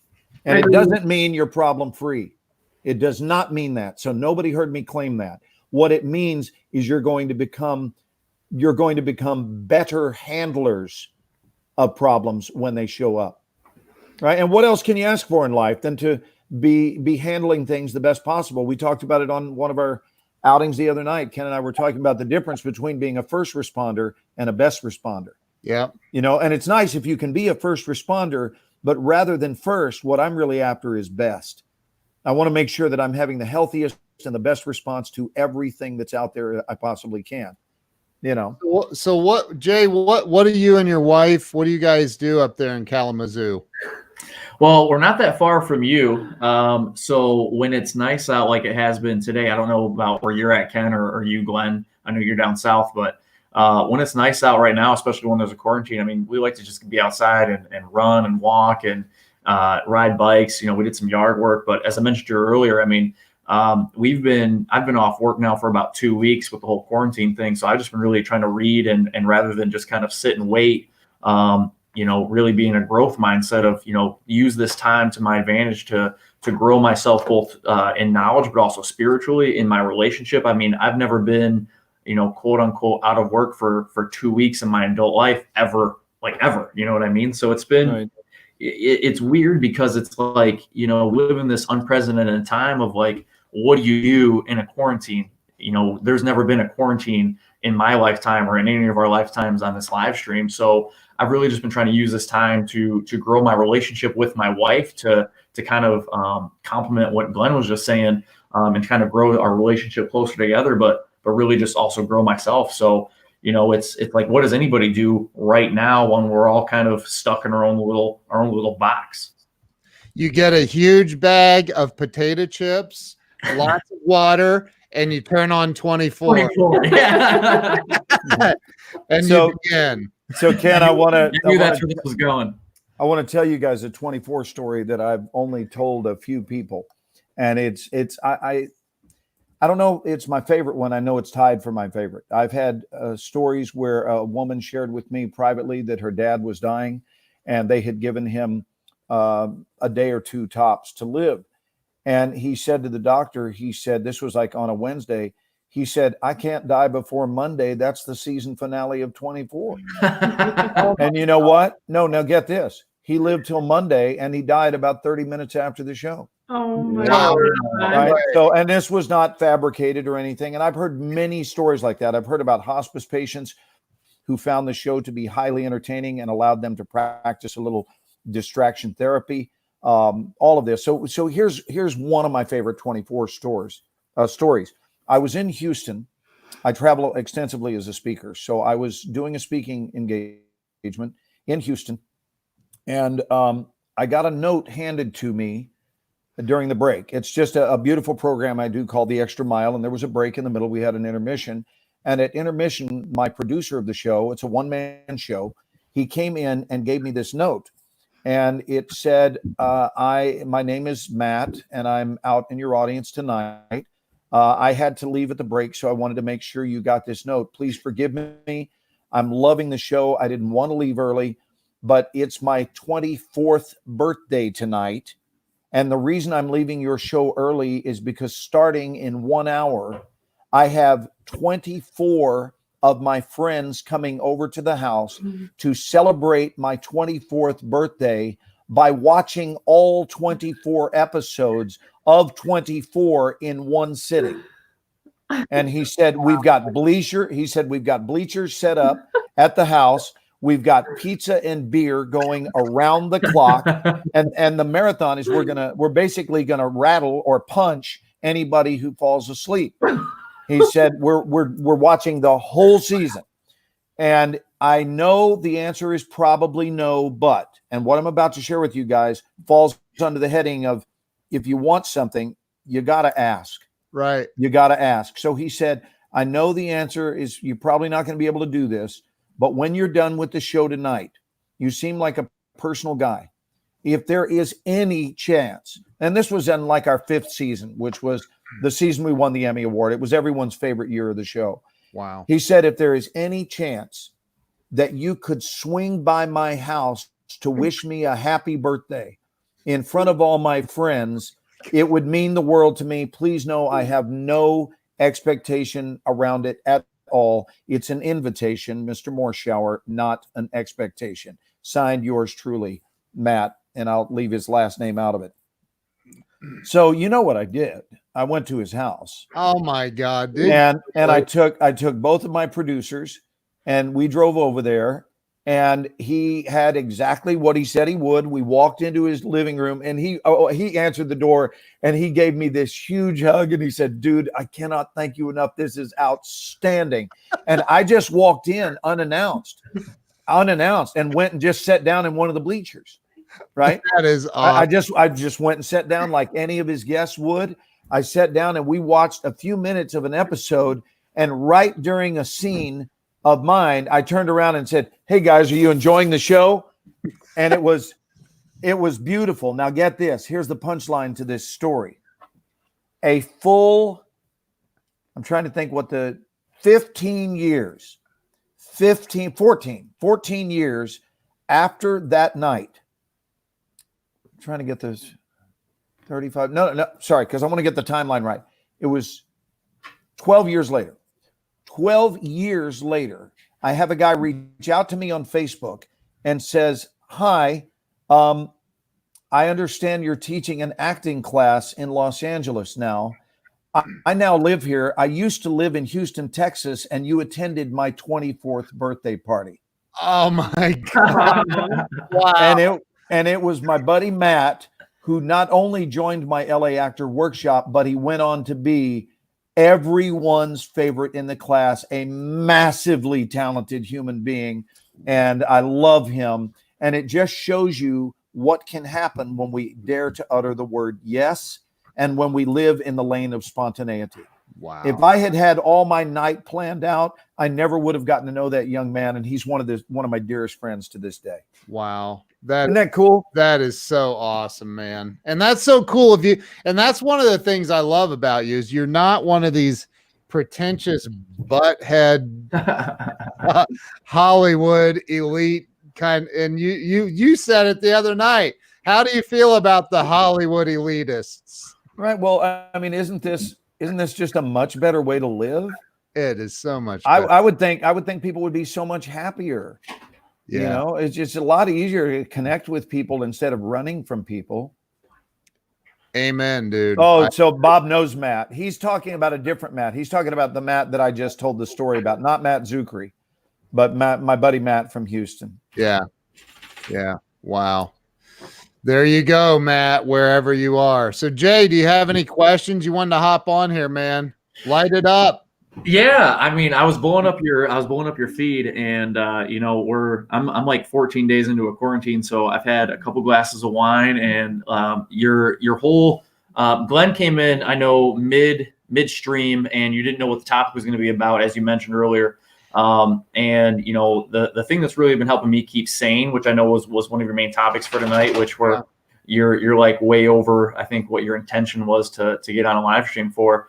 But man, just watching you, Ken, I mean, it's really a blessing. Like, you know, you get on and the topic can be anything, any night, but it's really a blessing just to get on and listen to you talk about all kinds of things. And you always have really cool people on, like Glenn Morshower. I mean, I'm about to get off this live stream and probably go binge watch 24 for like the next week of my life. Probably. Did you just say probably? That's not a commitment. Where my wife here was like, "Oh yeah, I used to watch 24 when I was in like 8th grade." I did. I binge watched it in 8th grade. So if that doesn't know anything about our age, but you know me from a show you watched in 8th grade. Yeah. Oh my God, Jeffrey Gitomer's comment is making more and more sense.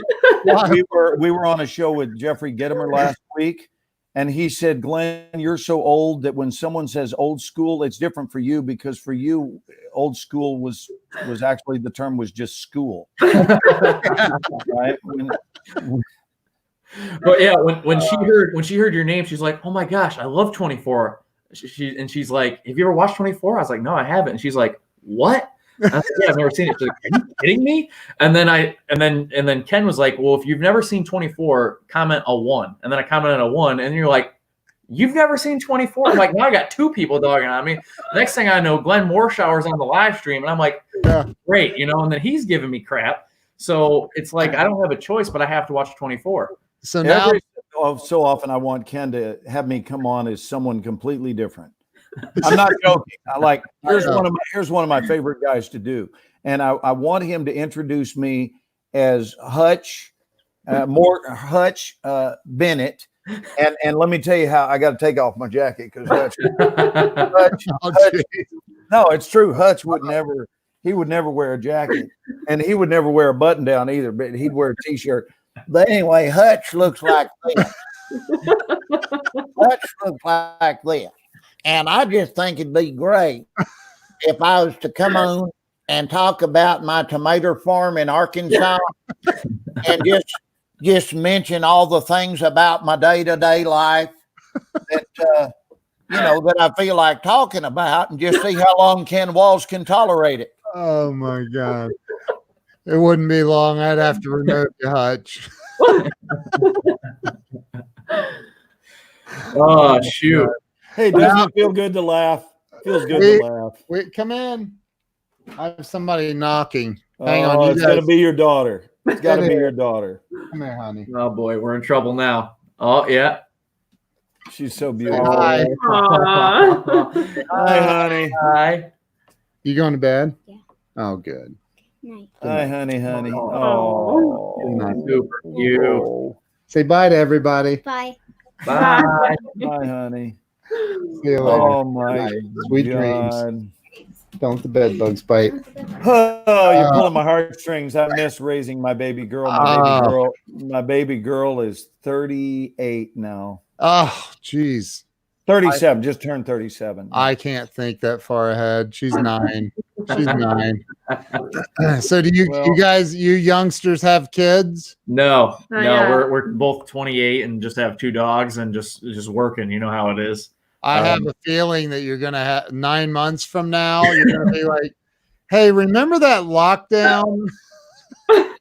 Hey, Glenn Morshower was there. We were with Ken Wall and we You're were gonna name your first child Glenn. Glenn. No, name him Aaron. Aaron, there you go. Yeah, I'm either gonna come out of this with my wife pregnant, 30 pounds overweight, or an alcoholic. Like those are about the 3 possibility outcomes of what could happen here. Oh wow! But if it's a boy, we'll name him Glenn for sure. It's nice that you have a pleasant future mapped out for yourself. I know, right? Right. Good planning. So, what are some of the other comments tonight here, Keno? Let's see. Well, now everybody, Violetta is thinking they're definitely going to be pregnant. I've been ready for 4 years, so that'd be awesome. Yeah, there you go. It's time. 28 is the perfect age to have a little one. And there's don't, like Glenn was saying earlier about the whole planning thing. Let me say this, and Glenn, I think would second this. There is never in your life going to be enough money. There will not be enough money or a perfect enough time to have a child. You cannot plan for what is. Trust me. There's never a perfect time. Would you agree with that or not, Glenn? Wholeheartedly. We were told when we were kids, if you wait till you can afford them, you'll never have them. That's right. That's right. Right. And that doesn't mean that if you don't have a couple of nickels to rub together, you should dive in. It just means understand it's not going to be something you're going to save up for because there are too many uncontrollable variables. Yeah. You know, so much of life, honestly, is jumping out the window and growing wings on the way down. And that's said metaphorically. I don't mean literally that people should practice defenestration. Hey, there's a $10 word for you, Ken. Look it up right now. Seriously, right now, I want you to look up the word defenestration. Alexa, define defenestration. Defenestration is usually defined as the act of throwing a thing or especially a person out of a window. The act of throwing a thing or a person out of a window. How did I do with that $10 word, brother? Wow. Yeah. So being thrown out of a window is called defenestration. So I don't want anyone to defenestrate themselves But in faith, that's what we do. In faith, we do jump out the window. And the point is, more, you've heard maybe the New Age and 12-step program saying more will be revealed, right? I can't tell you how accurate that statement is. And for these control freaks that seem to need it all mapped out, the phrase "get over it" comes to mind. Because you're not going to have it all mapped out. Life doesn't work all mapped out. How many of us on New Year's Eve, when we were going, woo, 2020, woo, how many of us had this march in mind? No. Right? We did. This is April. Well, no, but I'm saying the march we just got through. I know. That's not the march any of us had in our life script. And No. so our job was to identify it and adjust. Yeah. Right? We've got to identify, and then we adjust to what we're seeing. And that's becoming a master handler of life. Life does not often go according to the script we wrote.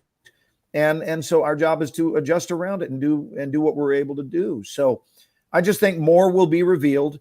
And you think, what is the next right action for me? What is the next right action for us as a couple? Yeah. And that next right action will be pressure activated, meaning that once you step on it, then more will be revealed. And if you sit there and stand and don't take action, and you don't step forward onto anything because you're so busy just puzzling, being puzzled by everything, and it renders you inactive, then those subsequent opportunities, they won't rear their heads until you make some sort of decision. And that decision to take action will bring about, it's almost like when you go down the rabbit hole of YouTube, you know how you got to open a window and then suddenly it opens other windows. But if you don't open an initial window, you don't ever get to the other windows. So you just kind of follow the path that's mapped out for you. And it's beautiful. Yeah. If you trust, I think if you're someone who trusts your uniquely assigned path, I really believe that's when you experience magic. I don't think it's possible to experience magic in life without trust. I think trust is a huge part of magic.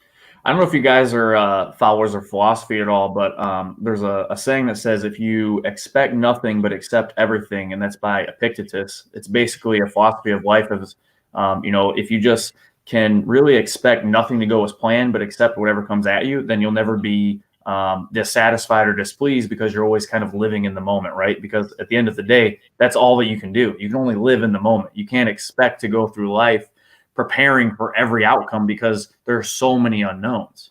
Right. May I? It's your show. I think that too many people don't expect enough, and that's why they stay stuck in average. I'm a huge Grant Cardone fan, and Grant talks about that, Yeah. And he, and he's a friend of mine too. And so I'm like, you've got to have, I think people don't set their goals and expectations high enough, quite frankly.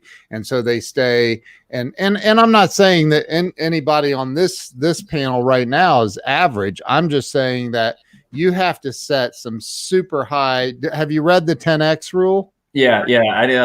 I was a big follower of Grant for a long time. Obviously, you know what industry I'm in, and he was a trainer of ours for a very long time. What industry are you in? I don't know what industry you're in.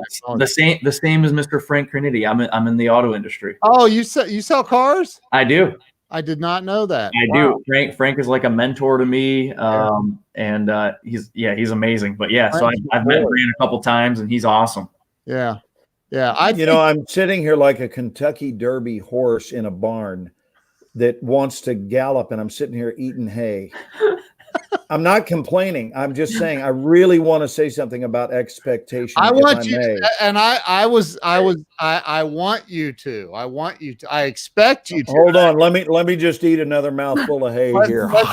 Let's get the thoroughbred out of the barn and get him on the track. Let's roll.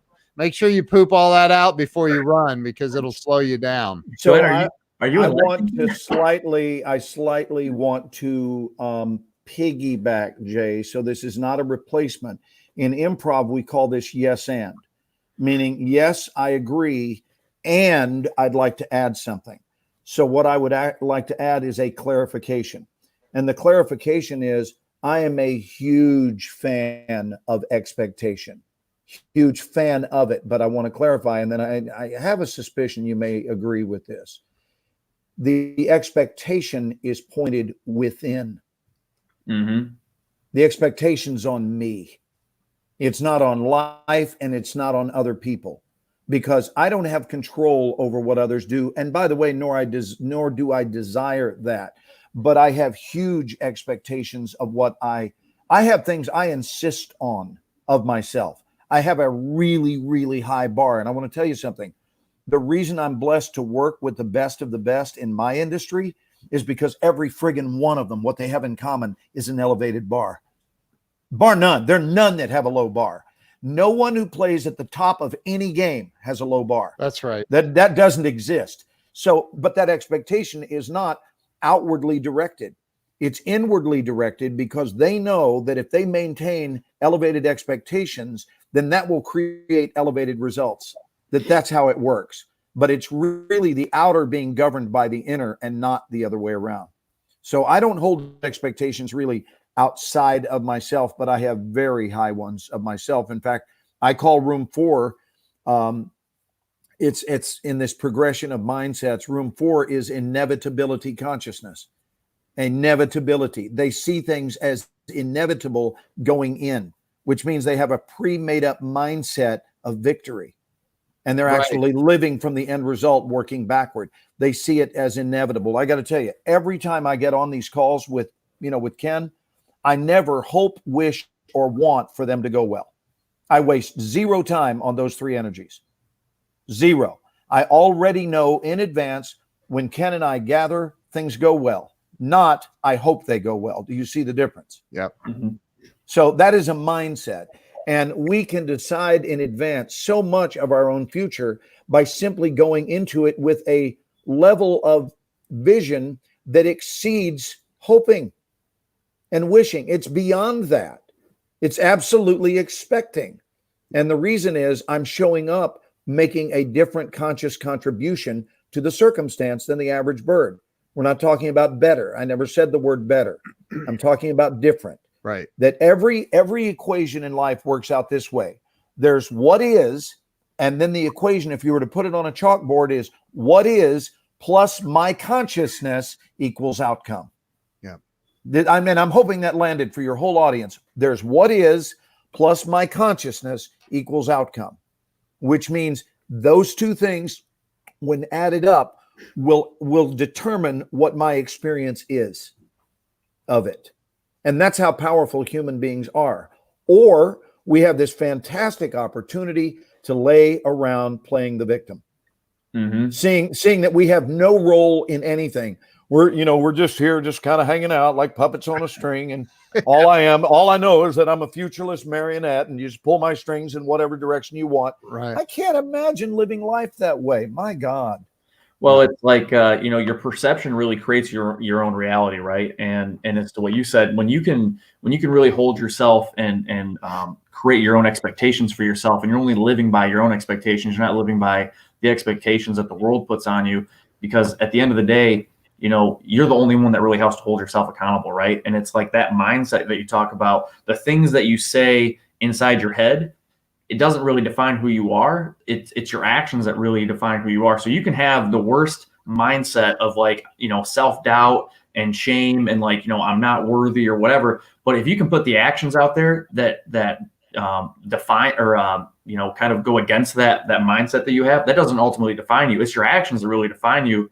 And of course, if you can have that expectation for yourself of I am worth it, I am successful, and that positivity, you can overcome any kind of negative mindset wherever that stems from, right? I mean, I just read a book recently, and I won't name the title of it because it has a lot of swear words in it, but it was all about. Well, shit. I know. Go ahead. What is it? It's called Unfuck Yourself, and it's all about. All I had to do was say the word. Yeah. Shit. I opened the gate. Thanks. I opened the gate. Thanks.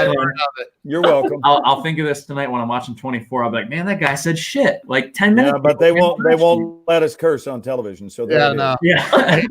But yeah, it's called Unfuck Yourself, and I just read it. It's not a very long book, but it's all about you know, how you can set and manage your own expectations to where you can define the things that you do in your life outside of the self-talk you have in your mind, but of your actual actions, and how you can improve your reality and your outcome outside of just the things that you say inside of your head.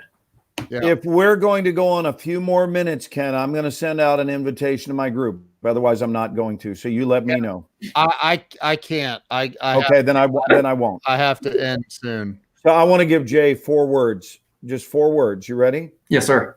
You got a pen in hand? It'll help. That way you won't have to remember.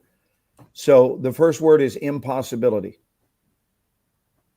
These are rooms of consciousness. If you want, you can call them mindsets. Yep. 4 distinct mindsets. Impossibility is number 1.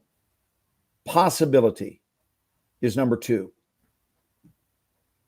Probability is number 3.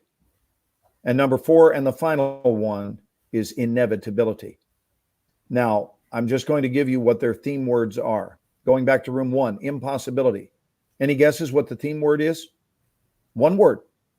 It's the word that the people that reside in that bandwidth of consciousness routinely say. Can I guess? You already know. You've heard me. I can't. Or can't. Well, you can guess. No, I'm that saying, was your guess? That's my guess. I can't. Okay, you're warm. You want to take one more guess? It's really simple. Impossible? Okay. The word is no. No, thank you. Okay, so impossibility, their favorite word in that room is no. Well, you know, I was thinking no. Well, now what if we were to no? You know, we could always no, right? So it is a vetoed, in advance, locked and loaded no, because that's where their mindset resides. Level 2, possibility. What is their theme word? Maybe. That's it. Bingo. We have a winner. That's it. You're not even close. That's it. That's the word.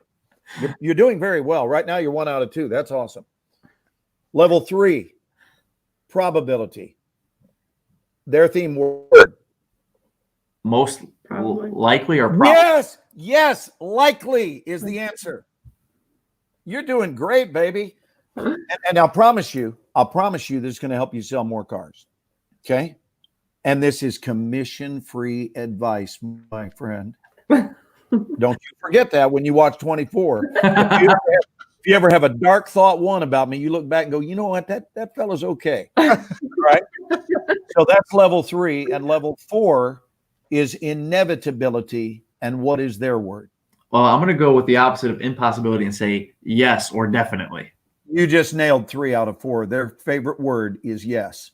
I will take it. So what this means, Jay, what this means is that you really don't need any explanation. Now, this understanding was whispered to me while I was taking a shower one day. And so many things occur to me while I'm showering, and I will towel off and write it. I don't even finish my shower. If a big one comes in, I will jump out soaking wet. I don't even take time. If it's a big one and I know it's big, I don't even take time to dry off. I madly begin writing down exactly what I received in my job. It's not a joke. Here's why. I can always go back and finish the shower, but a lot of times you can't go back and pick up a train of thought. Amen.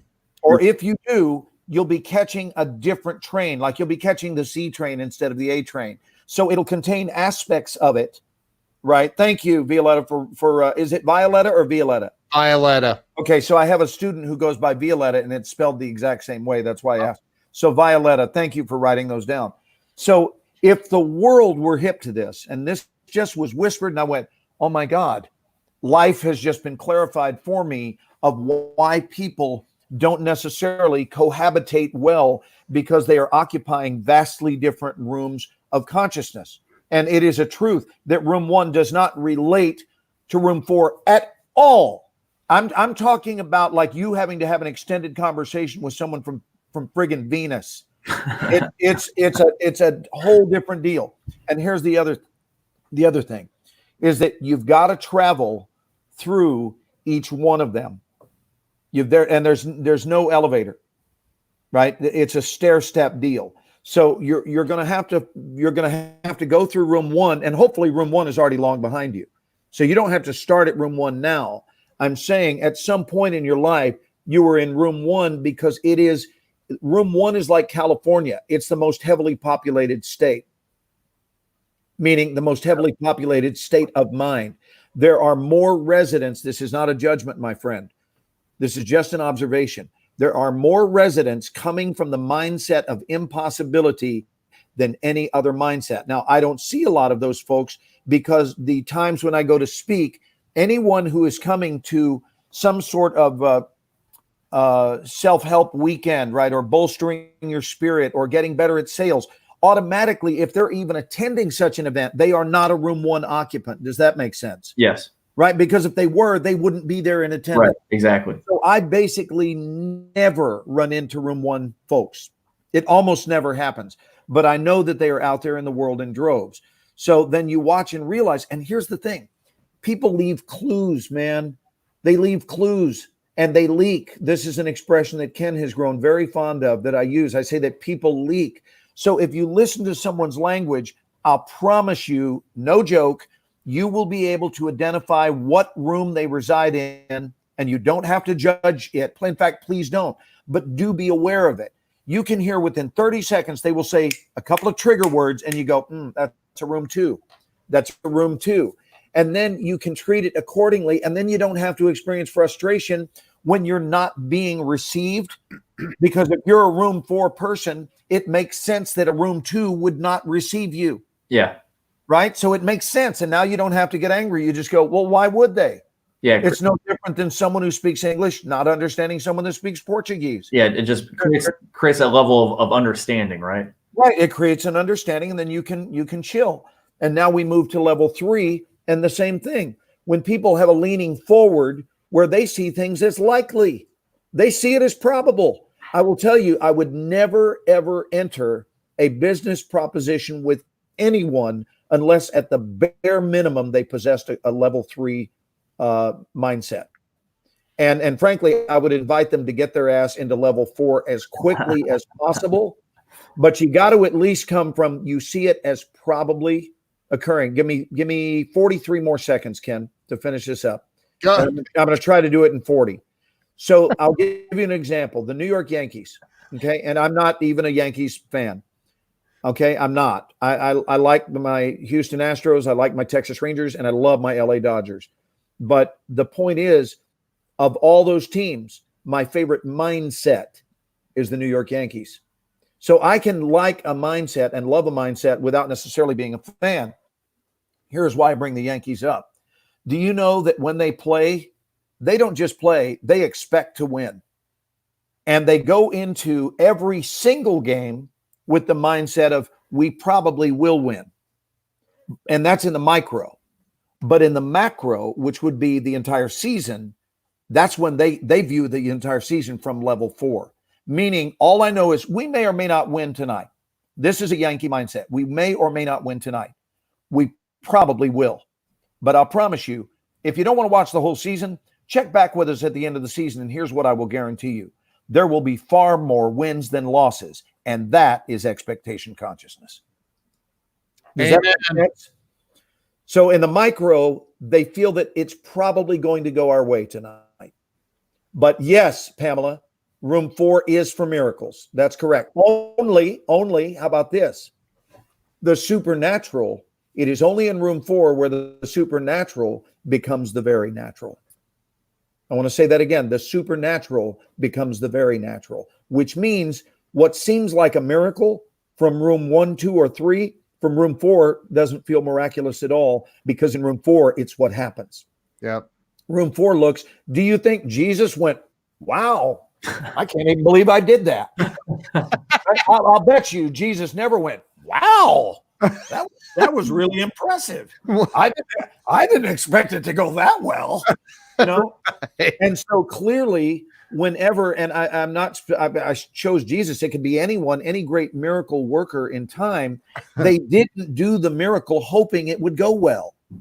Right. The reason the miracle occurred is because they had every expectation of the world of it going well. Yeah. Does that make sense for all you guys? I'm not seeing a lot of chime in, so I don't know if we've lost people, but this is really powerful stuff. And you can make up your mind. That's how powerful our minds are. We can decide in advance, you know what? If I'm aboard, This goes back. How about this? And I don't even care if it sounds cocky. How about this? If I'm aboard, I know this much. I know that it goes better than if I'm not aboard. I don't consider that cocky. I wish every player on my team, if I'm a team captain, I wish every single player held the mindset of your team, Glenn, is better off with me playing on it. Not, I hope you'll find that to be true. I hope you'll find it to be true that I make a contribution to the team, because that would really be nice, and it would certainly boost. It would bolster my self-esteem, because I'm kind of a puss. But I'm just feeling like, maybe if I follow some rules and I'm a nice guy, then maybe we'll win. I don't know. Right. Well, here's what I'll say, and then I'll hop off so you guys can finish up.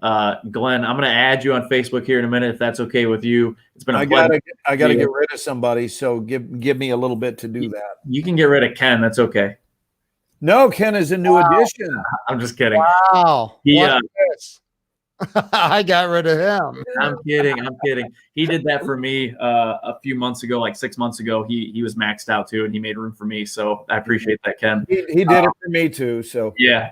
He's a popular guy. But I'll add you. I'll watch 24. When I'm done, I'll give you my full review. And then Ken, thanks for having me on, man. It was awesome. Yeah. Nice meeting you guys. We've never talked. Nice meeting you and your wife. Yeah, we've just messaged. It was nice meeting you both. We've just messaged a couple times, but after this is all over, man, the whole coronavirus thing's done. I'll make you a promise. I'll drive down to Ohio, and I'll come see you personally, and I'll take you out to dinner or buy you lunch or whatever, and we can actually meet face to face if that's cool with you. Yep, absolutely. Let's plan on it. Well, hey, Glenn told me last night on a phone call he wants to fly to Columbus, and I can't wait. I'll fly to Dallas though. I'd rather either way, baby. Either way. Well, hey, thanks guys very much. And if anybody watching this needs a good book to read right now, I'm halfway through a book called Relentless by Tim Grover. I don't know if you guys are familiar with it or not, but it's a great book. Fun fact: Tim Grover has been in my car. Interesting. I know Tim. I gave Tim and his manager, when I lived in Vegas, they were doing business at the company I was at, and I gave him and his manager. He was waiting on an Uber. I'm like, dude, you're not taking an Uber. I'll take you to your hotel. It's right up the street. Tim Grover in an Uber, like. Oh, he's such a down to earth, good dude. Oh my God, I have his book too. He signed it. He's such a good man. That's awesome, man. But it's been a great experience. But hey, thanks for having me on, guys. Really appreciate it. And all right, you guys have fun. And remember, 9 months from now, his name will be Glenn. Baby Glenn. Thanks, guys. Name her Glenda or something. Can do. Ken, keep me on for a minute, and we'll wrap definitely. up. Jay, what's your wife's name again? I'm sorry. Morgan. It was great meeting you. Nice meeting we'll both see you of soon. you. Thanks, Ken. Hey, Morgan, thanks for watching, sweetheart. No problem. Thanks, Glenn. Thank you, guys. Bye. Bye-bye. So, Glenn, you know how to draw a crowd, man. Holy crap. It was a really, really good outing, and I didn't even know we were going to hook tonight. So that was really cool. Look, it goes back to what you said, man. We didn't plan about not making plans. Yeah. We didn't even talk today. We didn't talk. One text message exchange earlier. We didn't talk about doing this, and boom, here it is, and it was great, man. Well, I saw a codependency counselor this week, and they said, well, just tell me straight, how many times a day are you texting this guy? I'm kidding. I didn't see anybody. Hey, there's JoJo. There's JoJo Ingram. How's Joe Ingram doing? Joe is a trip. I love that guy. You know what I also love is the rhyme. I love the Ken and Glenn show. I know. And you got top billing because this was your baby all along. I'm an afterthought. But I just think it sounds great, Ken and Glenn. Dude, it was made to be. It's a match made in heaven. Dude, I agree. How do you ignore it? And you're saying I get top billing. I don't even know what that means. Who do I bill? Who do I top billing? Meaning you get the first name instead of the Glenn and Ken show. It's the Ken and Glenn show. I was like, man, I'm going to make some money. Who do I bill? Well, now, hey, you just learned a show business term. Top billing means the top name. Wow. When they're billing, that's called our billing when they list our names for a show. And top billing is the most prestigious position there is. Man, I don't know that I feel right. You're the legend. I'm just a Well, I'm squirrel. sure there's an amount of money that I could pay you to swap that billing around. The Glenn and Ken show. A B C D E F G. G comes before. I had to start to sing it. So listen, man, you're awesome. I wanna point out that Ralph made a comment earlier. I'm going to go back and find it because I want to pop it up on the screen. I want you to read or see this. He says he's still working, trying not to catch this shit. Youngest daughter and her 2.5-year-old son had it in February in Colorado, and nephew in southern Louisiana is going through it right now. It sucks, but my sanity is still hanging around. So, wow. So I have a question, Ralph. This is to you, and I hope you're still watching. Is he still? Yeah, he's still tuned on. in? Yep. Ralph, can you do me a favor and type this in? I did not post this to our Facebook page tonight. So how did you know that I was on with Ken this evening? Do you have Ken in some sort of a position where he may follow me or may follow? Oh, so is that what happened? Did you not share this to your page? No, I didn't. That's why I asked you if we were going to be on any longer. I Well, never you can did. always share it. I mean, people will still see the replay. Well, that's true. I can share it now. Cindy, I'm awake. Did he say anything? Did he respond and tell us how he came about? I'm just curious because I saw a couple of my peeps in here, and I didn't send out any notice that I was going to be doing it. So I wondered how they found out because I didn't tag it. They may have followed me. That's probably what it is. Ken is always in the first box. That's true. Ken and Glenn. Yeah, he's right. Okay, cool. Thank you, Joe, for that. And how are you in California, bud? How's everything? Me. Ralph did not. He must follow. How did he then? That's what I'm trying to find out about. Hey, and listen, I talked with. This is for you, Ken, but I wanted to tell you that I did speak at length today with Malcolm Jamal Warner. You guys that are watching may remember Malcolm all the way back from the Cosby Show that he did when he was a young man. But Malcolm is a series regular on our show, The Resident, the Tuesday night show on Fox. He's a really, really cool cat, man, and I love his contribution to the show. I think the show was already good, and it got better when Malcolm showed up. Wow. Yet another demonstration, Ken, of what I'm talking about is it is possible to absolutely hold the self-esteem. And honestly, everybody here watching can do this. Everybody can watch and do this. And just know that you've made a decision. How about this? In every area. Now, you don't have to start in every area. You can start in one area. But for example, you've heard me talk at length about the value of making the bed. And without going into great detail, how about this? How about if you look at your unmade bed and go, you know what? Because I'm standing here, this bed is getting ready to look better. And then that becomes your template for behavior in the world. Yeah. So now you make your bed and go, wow, you know what just happened? What just happened is that bed is made and it didn't make itself. Yep. It didn't make itself. So I was the reason the bed just looked it got from looking dirty to clean. Yeah. And it went from messy to neat. So that same template is available in every area of your life. Every single area you can decide things get better when I'm around. You could also decide that things stay the same. And some of you who seem to be struggling with self-esteem more can actually, unfortunately, hold the opinion, yeah, things really turn ugly usually about the time I show up.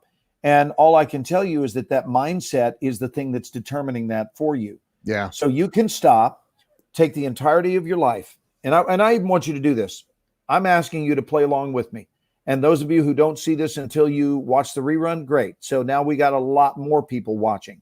Yeah. But however many people are watching, Ken, I'm going to ask them to grab the Etch-a-Sketch, the metaphorical Etch-a-Sketch that they used to hold in their hands, that little red box. We used to have white knobs on it, and we drew whatever we wanted to draw. And if we didn't like it, we simply shook it, right? Isn't that what we did? Yeah. And I want you to shake this tonight with me. I want you to shake every aspect of your life that you're done with, not that you're tired of, that you're done with, because tired of something will not affect or bring about change. Tired is en route to it, but nothing will change until you're done. I've actually named towns after them. There's Tiredsville and there's Dunsville. And Tiredsville, the only thing you can hope to gain out of driving through Tiredsville is to stay on the road, and you'll wind up in Dunsville. And once you get to Dunsville, you'll be able to shake that Etch-a-Sketch and say, I'm done. Beginning with, I'm done feeling poorly about myself. Yeah. I'm done disliking me. I'm done assuming that you guys would probably be a lot better off if I weren't around. I'm done with all of those toxic, dark, inaccurate statements. And I'm not going to contaminate my precious holy mind with them anymore. I'm done. And what I know now is that when I show up to a circumstance, I add icing to an existing cake. Love and that. I really want to give that to you as a gift this week is shake away the garbage and think of yourself as icing to an existing cake. And what it will ask of you is this. There'll be this whisper, this gentle whisper that says, okay, kiddo, then go ahead and be the icing. Go ahead and do that now. Because now you can't behave like an idiot. Now you can't behave like a moron. Now you can't sit here and feel sorry for yourself. You're going to have to giddy up and put the icing on the cake. So it's a call to action, and it really works. I love it, dude. I love that. And you're right. You bet. You're 1,000% right. It was like I told you about with the drinking for me, over 17 years ago now. And it's once I said, enough, man, I'm done living like this. I am done. And did you say done? You didn't say I'm tired of living like this. No, I had said I'm tired many other times. And I'm guessing that tired didn't get it done, did it? No, it didn't. Yeah, tired doesn't get things done. I'm done.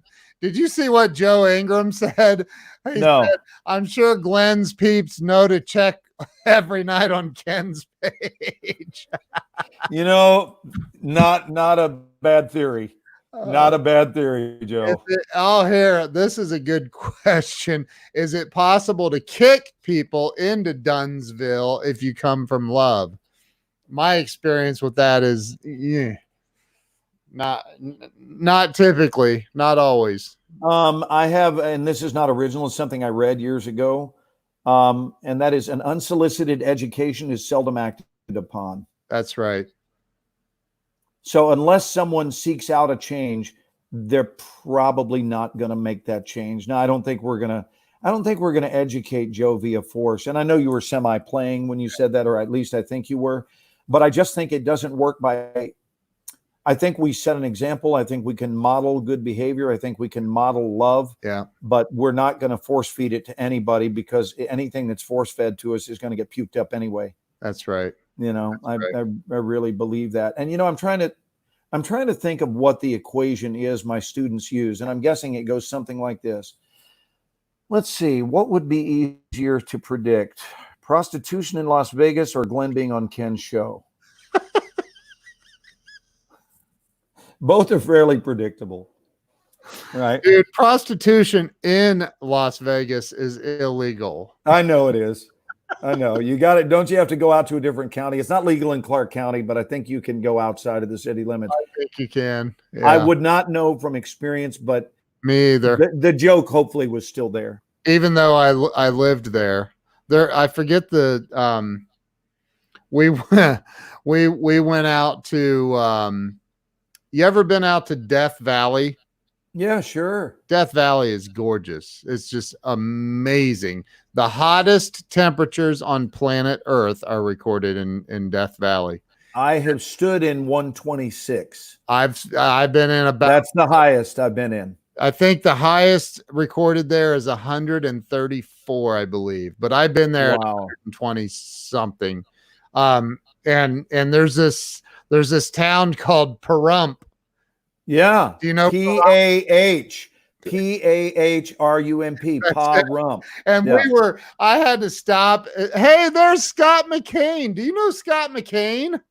How do you keep greeting people and expect us to stop? We need to go a few more minutes, dude. Know Scott McCain. This guy is literally a global famous speaker. He's got the voice of a god. Well, then get him on for a few more minutes and let's give the audience what they're yearning for. Scott, would you like to join Glenn Morshower and myself right now? Drop, if you want to, just say yes, and I will send you a link. I would love to have Scott McCain on. He said, but one of those is shut down now as a non-essential business. So I want you to highlight, will you highlight Pam Aubrey's comment? She said, I will admit I've had so many changes. That one? I'm not sure I should shake the Etch-a-Sketch. I'm not sure what meaning what, Pamela? Scott, if you would like, are you concerned that you'll break it? What is the concern? Or were you playing? I'm serious. I want to know. What did you mean by that comment, honey? Yeah, give her a minute. There's a delay. There is a delay. So let me look up Scott real quick while she's typing her answer in.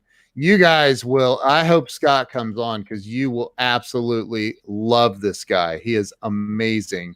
And he has the voice of a god. Wait until you hear his voice. Is Scott one of these guys that sounds like this? Oh no, is it that guy? You wait. He has, you wait. You'll be like, oh my God, he has the perfect voice. I'd be honored. So George Carlin, years ago, he used to do a bit when I was a kid. I was like 12 years old, and I used to. Scott, I sent it to you in Messenger, Facebook Messenger. I sent you the link in Messenger. It's best if you do this from Google Chrome on a laptop or a computer, by the way. So, all right, go ahead. Sorry, Glenn. No, that's all right, Ken. So when I was like 12 years old, I would listen to all of George Carlin's albums, and I didn't know that I would go on to become friends with him later in my life. That would have been almost an erotic dream for me as a kid.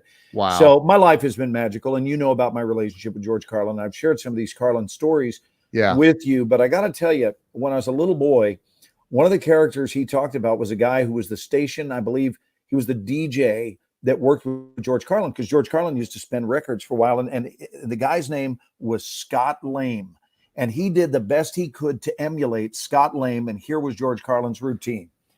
Hi, gang. Scott Lame here, the boss jock with the boss sounds from the boss list with the boss hits that my boss told me to play.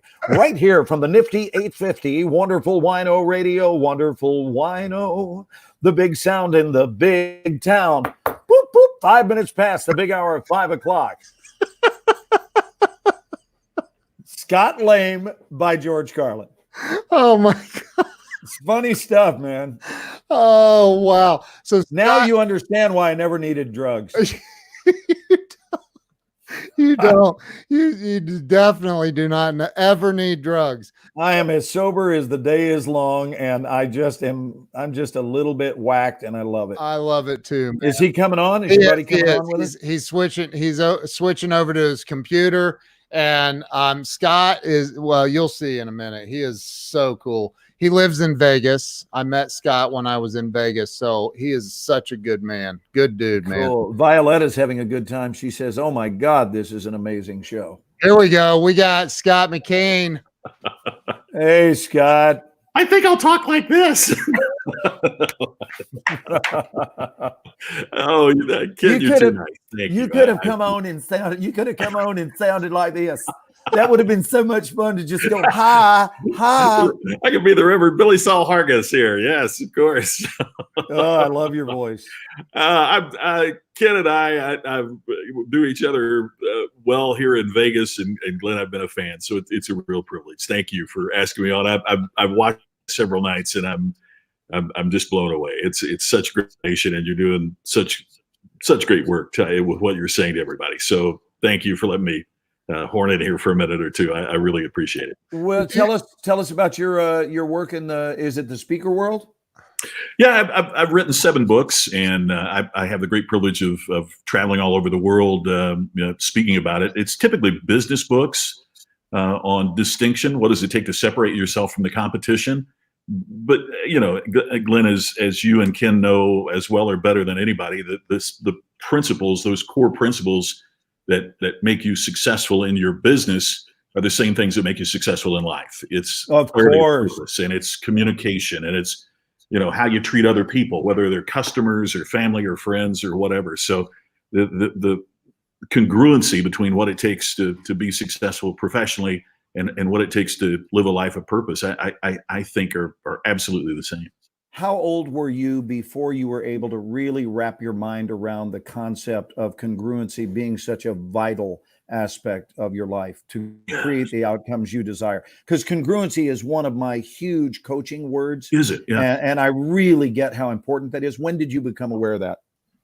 Gosh, I don't know, Glenn, if there was a moment that it happened, but I think it's something that kind of evolved for me over time through the blessing of my life with some great mentors, and seeing that they walked their talk was one of the things that really struck me. A quick story: I lost my first wife to cancer, and a while before she passed away, we had the privilege of having dinner with Zig Ziglar. And after she passed, I walk out to the mailbox and I have an 8-page handwritten letter from Zig. Now, Zig was not on my speed dial. He was not, I'm not trying to be a name dropper that he was a great friend. Wow. I'm saying that because that's the kind of person that he was. And I posted that online, and I probably got 50 people who wrote and said he did the same thing for me. And somebody wrote me and said, well, does that make you feel less special? And I said, no, it makes me feel more special about the kind of person that Zig Ziglar was, because I have friends that, were friends of mine since college that I never heard from. Yet this one person would take the time to sit and write a letter. And I realized along the way that that's the kind of person I wanted to be. And I'm not there yet, but I continue to try to work at that. And it's interesting, isn't it? It's doing what you say you will do. And yes, when you say you will do it. So. We have a term for it in my workshop, and I've been teaching for 35 years, and I've got a studio here in Dallas. Up until November, I kept my LA studio open, but the demands for me traveling as an actor they're just too great. I only have one body, and it's interesting that now, having met Ken and opened up just a couple of weeks ago my online training. Now my body doesn't have to be in all of these places, for which I'm grateful. I still physically need to be in Atlanta to do our series, and I do like teaching live here in Dallas. But we talk about so much about rooting for others, and I'm thrilled to hear that you didn't feel less special because other people got those. And I got to tell you, we study one word a month. We study the word. And I give them a new word. We used to have an overall word for the year, and it was just the year. And then I started this year saying, okay, we're still going to have our word for the year, and we'll deepen our relationship with that. And this year's word is stewardship. But now we're doing a monthly word. So January's word was vision. And February's word is what I would say that Zig expressed, and it's thoroughness. Mm-hmm. Thoroughness. I consider what Zig Ziglar did to be what I call emotionally thorough. Yes. And even beyond the call of duty. Like if he had taken time to write 3 friggin' lines to you, absolutely, you would have been so touched by that. But instead he writes a friggin' novel. Yeah. And you realize this guy is so unnecessarily thorough, but it feels great to be on let me just say this and feel it out loud. It feels great to be on the receiving end of thoroughness. Yes. I friggin' love when people are thorough. I love it because thorough is a rarely seen attribute. I got to get Scott to tell this story, and I think he knows. Scott's got me jacked up now, man. I'm a little worried, Ken. No, wait, Scott, tell the. He said I'm worried. Not that story. No, but no, the story of the was it an Uber driver? Oh, the taxi driver. Taxi driver. Yeah. Oh God. I'm gonna put you on full screen. You got to tell this story. Oh gosh. And it's a lesson that everybody in any industry, I don't care if you own a business or you work for a business, if you do like this, just Scott. Ken, you're too kind. Come on, man. Well, here's kind of the backdrop. IBM asked me to go to Jacksonville, Florida, and give a speech there about customer service, client retention, and that. And so the flight's 4 hours late getting into Jacksonville. I get off the plane, get my old beat up suitcase, my old tired body, drag it through the Jacksonville airport. It's after midnight. I've got an early morning breakfast and speech in front of this big group, and I walk out in the line for cabs is much longer than I anticipated, so I take my place at the back of the line. And I think most people do this. Do you count how many people are in front of you when you get in the line? I do that. I count how many people, and my head becomes like a turnstile as I'm. And then do you count the people behind saying, you? As the cab drivers are saying, and as they're picking up their passengers, how many in your party and where you heading, cash. So I get to the front of the line. Now, finally, I'm the guy. And then the next cab driver is going to pick me up. I'm half asleep. I'm standing there just when I get in the car and get to the Marriott. And the guy pulls up and stops, jumps out of his cab, points at me in the front of the line and shouts, "Are you ready for the best cab ride of your life?" Oh, wow.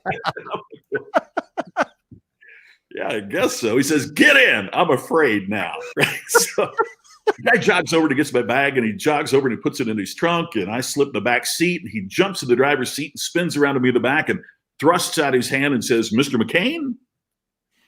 What? Yeah, but how'd you know my name? Saw it on your luggage, figured I might as well use it. He said, "I'm Taxi Terry." And I'm thinking, why did I get stuck with a motivational cab driver? But you know what? It's beautiful. Where are we heading? I'm sorry? It's beautiful. So we're driving along, and he said, "Where are we heading tonight?" And I said, "Marriott downtown." "Fantastic, sir. How long will we be in Jacksonville?" I said, "Well, a couple days." He said, "Let's check out the weather." Now, it's after midnight. I'm tired. I've got a 7 a.m. breakfast. I don't care if there is weather at this point.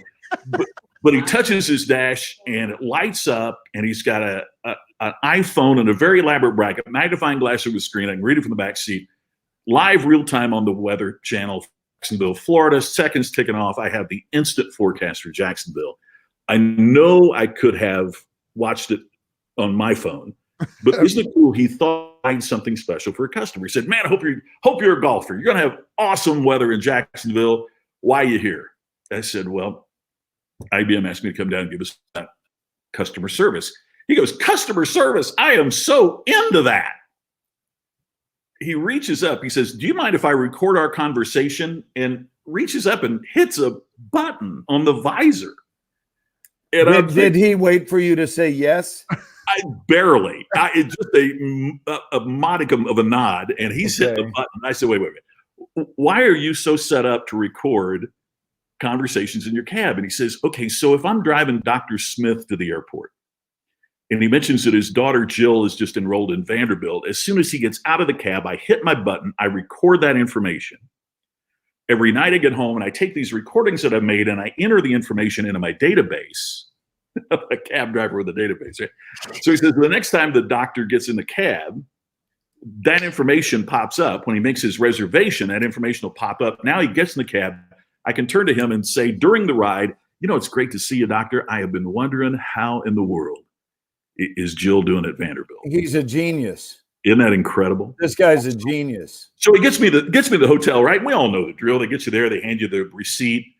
This guy jumps out of the cab, runs to the back, gets my bag out of the trunk. He's holding my luggage as if it were Ken. Wow. Walks my luggage up to the bellman, hands the bellman my luggage, and says, "Presenting Mr. McCain." Oh my God. I've never been presented before, And so it's just incredible. So now we get to the next morning, right? And I'm giving my speech. Well, that's the biggest thing that's happened to me. So I guess I start my speech the next morning. I said, "Hey, I got to tell you before we get started." I said, "This guy last night at the airport said, 'Are you ready for the best cab ride of your life?' The audience in unison went, 'Taxi Terry.'" And, he's the official cab driver for IBM there. He sold them a service agreement, but it was about how he is thorough, by the way. Glenn, to use it, your word for a moment. He went to IBM and he said, "Look, I'm going to be your vice president of transportation. If you need a car to go to point A to point B, I have cars for that. I own a stretch limousine. If you need elite transportation for your executives and your customers, if you, I've got vans. If you need group transportation, I will be your solution to transportation." And he is so thorough that now Uber can't beat him. He's solving problems with the thoroughness of his solution. Yes. Right? As opposed to just selling rides. And it really struck me, Glenn, when you said that about thoroughness, because that's the other thing that my latest book's called Iconic. That's the other thing I found with iconic performers is that there's no stone left unturned in terms of how they can help you, serve you. And it's not about selling, it's about attracting. Do you know who Charles Durning is? Yeah. Charles Durning. If you don't, look him up. Ken, can you look up? Charles Durning was another one of the guys like me. He's that guy. And everybody knows him. They all know, hello, Joe. So they all know Charles Durning. And I was blessed to do a movie with Charles. And Charles walked up the night we met. We're going to work together the next day. But the night we met was in Houston, Texas, about 8, maybe 9 years ago. Charlie's deceased now. But he sits down next to me. He's in his mid-80s. You know, how you treat other people, whether they're customers. We're hearing playback. Or whatever. So he sits next to me, and he doesn't even say hello. He doesn't say, I'm Charles Durning, and offers me his hand. Here's what Charles Durning says. He says, hey, Glenn. And I turned and smiled at him. He said, if you are ever so drunk that you absolutely have no choice but to make love to an animal, this is how he introduces himself. Now, stay tuned because this is brilliant. He says, hey, Glenn, if you ever find yourself so drunk that you just have to make love to an animal, make sure it's a horse. And I looked at him and I said, why is that? He said, because that way, at least once you're done, you still have a ride home.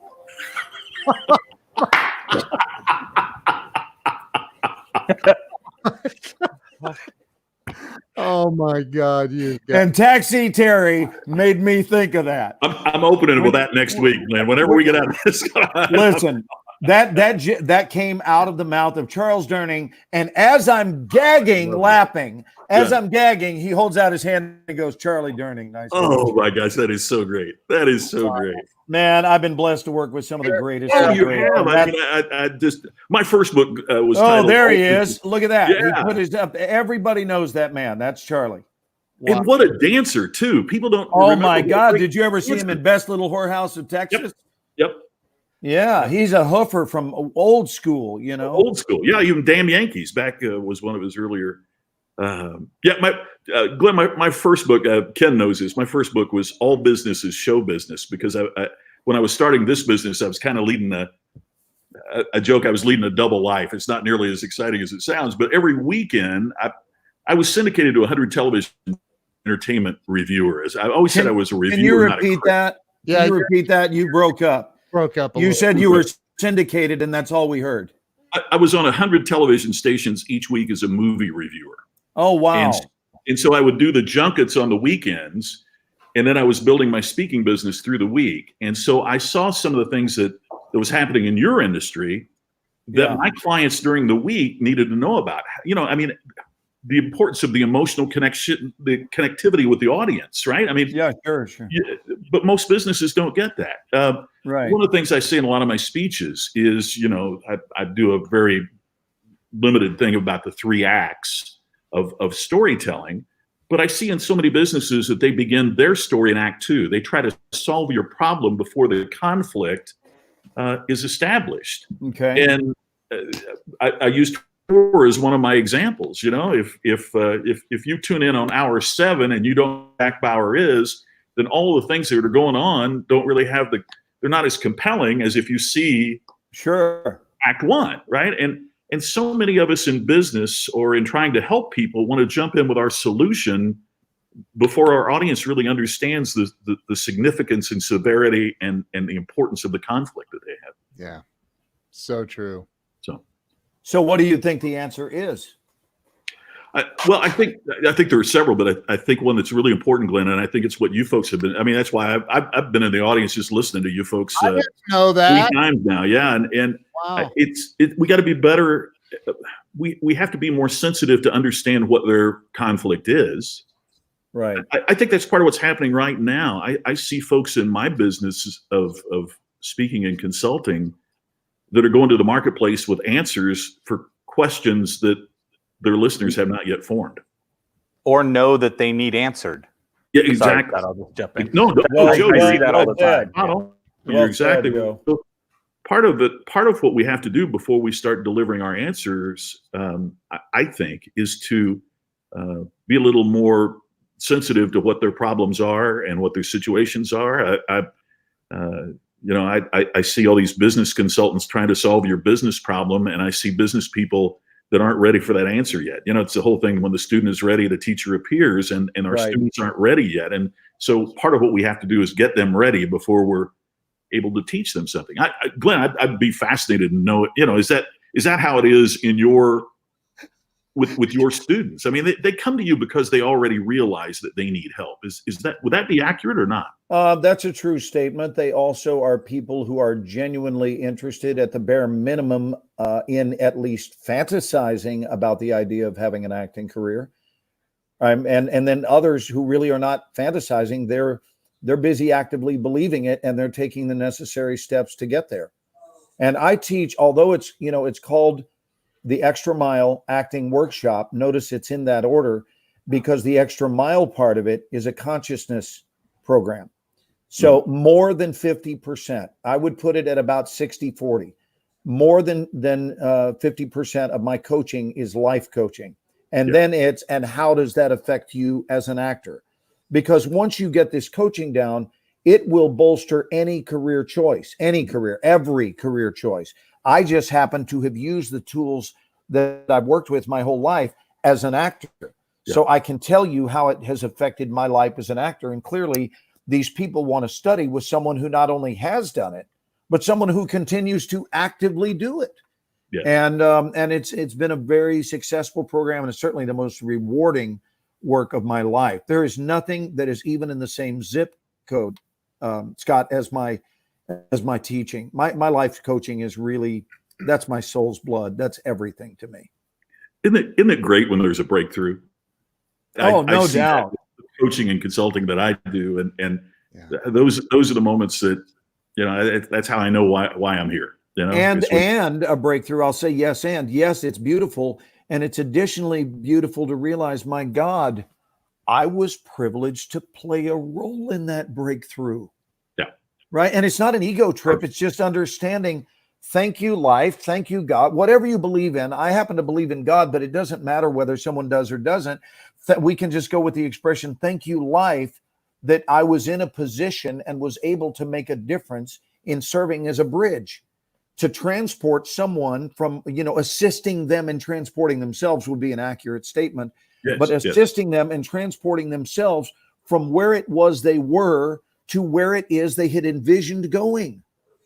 And if you think about it, that's all this taxi dude was doing, right? He just really got off to being, I'm going to be the best damn taxi driver you've ever experienced. I'm taking your ass to another solar system of this experience of being in a taxi. And he really said yes to that. So it's very, very cool. And Ken, I'm glad you decided to start the show all over again. I know. Yeah, Ken's not going to bed anytime soon. Well, then Joe and I said, yeah, come on, dude, jump in here. He goes, I don't want to keep you up too late. It's only 12:15. So, but Scott, I've had less than desirable Uber experiences, right? And I've actually used your story. Oh, really? Great. That's why it's there. I said, a buddy of mine tells this story about and trying to find some kind of motivation, but yeah. Were you actually trying to improve your driver? Is that the strategy? Yeah, was. That was me trying to push somebody to Dunsville. It doesn't work. Glenn explained that already. It doesn't get them there any faster. But Glenn, I do love you, and I do want to say thank you for setting the bar low enough for me to enter the room with the horse joke. I appreciate that. Right. Well, you can thank the spirit of Charles Durning for that one. When he pulled me in, I was like, well, now this is the right moment to bring me in. I love that. I'm glad I could serve as the appropriate segue. Yes. Awesome. And Scott, to your point earlier, me, when I'm training people, most of the time they don't know where they want to go to begin with. Yep. But when you see that all of a sudden that light bulb goes on and you can see it in their eye, that all of a sudden that spark goes and you know they're changed forever, right? And then you look at them and they're just staring at you like, I didn't know I could actually get that from you. Right. But then to sit back and I sit there and it's like I light up right after they light up. And I'm like, I know, and mine is more sales orientation. So when I do that, I'm like, I just made you so much more money than what you ever thought was possible. You just have to apply it at that point. And so to me, that's what I do it for. So I'll sit across from everybody, train a group of people, and you see lights just going click, click, click, click through the thing. And I'm like, yes, this is what it's like. This is what I'm doing this for. Yeah, compensation works too, but I'm going for this one, and that's what tells me I'm in the right field, right? When you look at it and go, oh, you are in the right spot to do that. Well, I know you know this to be true, Joe. There's more than one kind of remuneration. Absolutely. I mean, a lot of people think that cash is the deal. Cash is a deal, and it's an important deal. But, man, there are a lot of ways to be compensated. And I got to tell you, I don't think there is a more spendable currency in the world that can even compete with relationship capital. I think relationship capital is the ultimate currency. Hold on. Real quick. Alexa, define remuneration. Remuneration. No, remuneration.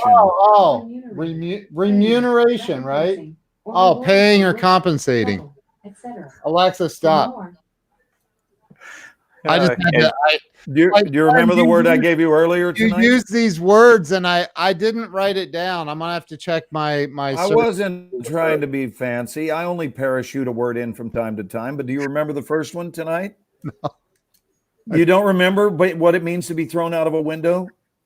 It's defenestration. What is it? Defenestration. Okay. All right. Well, wow. That took us to a different level. Out of a window. Yeah. I'm not planning to defenestrate you anytime soon. Right. I didn't leave it out of options. And I don't want to be anytime soon. I like the qualifier there. You like that I said anytime soon? Yeah, the qualifier is what makes yeah. I'm open-minded, Scott. Well, that's an open loop. That just keeps the loop open. Defenestrating me right now. Right. Oh my God. I love it. I love your energy. All right, Ken, I'm telling people to watch for a few more minutes. What do I do? Is it on your page? You just share it. Yep. Yeah. Page. Just share it. Yeah. I sent the link out to, oh no. Oh, jeez. Yeah. He's gonna poke it at me again. He is. He's picking the scab. Okay. I'm not re-interfer out the window thing, but yeah, I am poking it. Yeah. Joe, you got to get it down. Defenestration. Okay, how do you spell that? Because Weldon asked the same thing. Yeah. One night, inadvertently, Glenn shared the link I sent you. You tell the story. I'm going to post this. Yeah. And so Glenn accidentally, unintentionally shared the StreamYard link to all of his students. And there's a lot of them, and they're all. Like in StreamYard, it only allows you to have 10 people in the green room and 6 people on screen at the same time. So we had the 6 people planned, and like Joe's texting me going, dude, I can't get in. It says the green room is full. And I go, that's not possible. It's not full. And I go, so I log in and I'm like, oh, son of a biscuit eater. It's full. I'm like, hey, I don't know how you got in here, but you need to leave. Like, you're not allowed in the green room. Who are you people? I didn't even know who they were. And I'm like, I felt like the biggest a-hole on the planet. But I'm like, which is my job, Scott. That's my job, to be the biggest a-hole on the planet. And I can't be. Joe's really good at being an a-hole, and I'm not. So I just said, Joe, could you please, there's people still coming into the green room. Could you, he's like, yes, if you're in the green room, leave now. Yes. Hi, everyone. You've received the link incorrectly. Please do hop on over to Facebook and follow us there. Travel safely in your digital journey. Oh, there's Scott's wife. Hey, Tammy. Hey, Ken, I want to point out you didn't scream that Tim Gillette is on.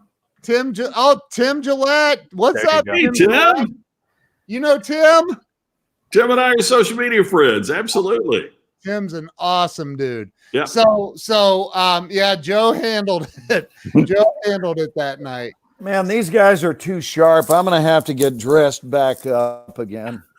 And you were trying to play, you were going in and out of characters. So right. Yes. Much more Aaron Pierce at this point. Yes. Right. Yeah, I got it. Man, I can't be in this. We have a saying down here in the South. It's, son, you're peeing in tall cotton now. So I feel like I I'm think just so the bottom row stays consistent, I'll put glasses on too. There we go. Yeah. With Scott. Yes. Glenn, do you have glasses? Because now it's 3 out of 4. Oh, man, wow. I'll see if I can. You have readers. I know it. Scott, yeah, I've worn them. That have the anti-glare on our lens. Yeah, I don't. These are my $1 readers. Yeah. There. Ah, there. all right. Oh, look. There. Look. And you guys can see yourselves in my glasses too. So it's like we doubled up everything. So, hey, Scott, how's it like? Bob Donnell went through Vegas, and he's a friend of I don't know if you know Bob or not, but he's an amazing guy. And he went through Vegas and live streamed driving down the strip. Oh, and no kidding. That would be a fairly dangerous thing to do. Not this particular time. Like, I could not believe it. And you're out there, right? Tammy and I jumped in the car just to go down the strip and come back just to see it while we're here. And I felt like I was an extra in The Walking Dead. It's just it's incredible. And the emptiness, when you think about it, there are a few towns in our country that are so dependent on the hospitality industry. Man, there's so many people hurting right now. The servers and the dealers and everything else. It's really a challenging time here. So what does it look like? Because you're the first person I've spoken with in Las Vegas. I've got a few friends that live there, but I haven't gotten the report. What is it like to see the strip itself shut down? It's surreal. It has to be. Yeah, we've driven during the day, and then I've seen pictures at night. During the day, there are the only lights that are on police cars that have the lights running at the entrance of every one of the major properties on the strip to block anybody trying to drive through and see it. And there's no one. Can you even drive? Can you even drive down Las Vegas Boulevard right now? Yes, you can drive back and forth down Las Vegas Boulevard. And really, I think the only people, I don't think I saw a single car with out-of-state plates, which, as Ken would know from living here, that's unbelievable as well. That's unheard of, yeah. But it was just folks like us that were just getting out of the house and not, being respectful of the social distancing, but just got in the car and drove down to one of the strip and back. And it is just, it's so incredible. You don't even see anybody walking on the sidewalk. There's just that's crazy. It's surely something you never thought you would see in your life. Did you do video or get any photos? I was going to say that'd be a great live stream. Yeah, I posted a couple pictures on Facebook and we did a live stream when we were doing it, and it was just so many people going, "Oh my gosh!" It's one thing you think about, right? But when you actually see the strip and the Review Journal, the newspaper here, local newspaper, posted a picture the other day, and it was no traffic at all. I mean, not a single car on Las Vegas Boulevard, and they were standing on that overpass there at Mandalay Bay, looking down the strip, and to see Bellagio, Aria, Caesars, no one. I mean, is the malls closed down there too? Everything? They have shut pretty much everything down except pharmacies, banks, grocery stores. One of the funny things, Tammy and I were talking tonight, it was like you can't call any place and get a bottle of wine delivered, but if you want a bag of weed, all the dispensaries are delivering. So it's really kind of interesting what they're calling essential businesses here right now.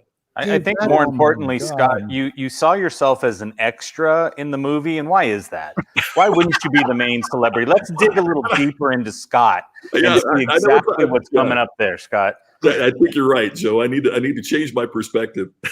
So what about, okay, so they are gambling? Is it because Yeah, the casinos are totally shut down. They said the average loss per day for each of the properties is 14 million a day. Oh my God. What about like the grocery stores? They have those little gambling areas. They're closed as well. Are they really? Yeah.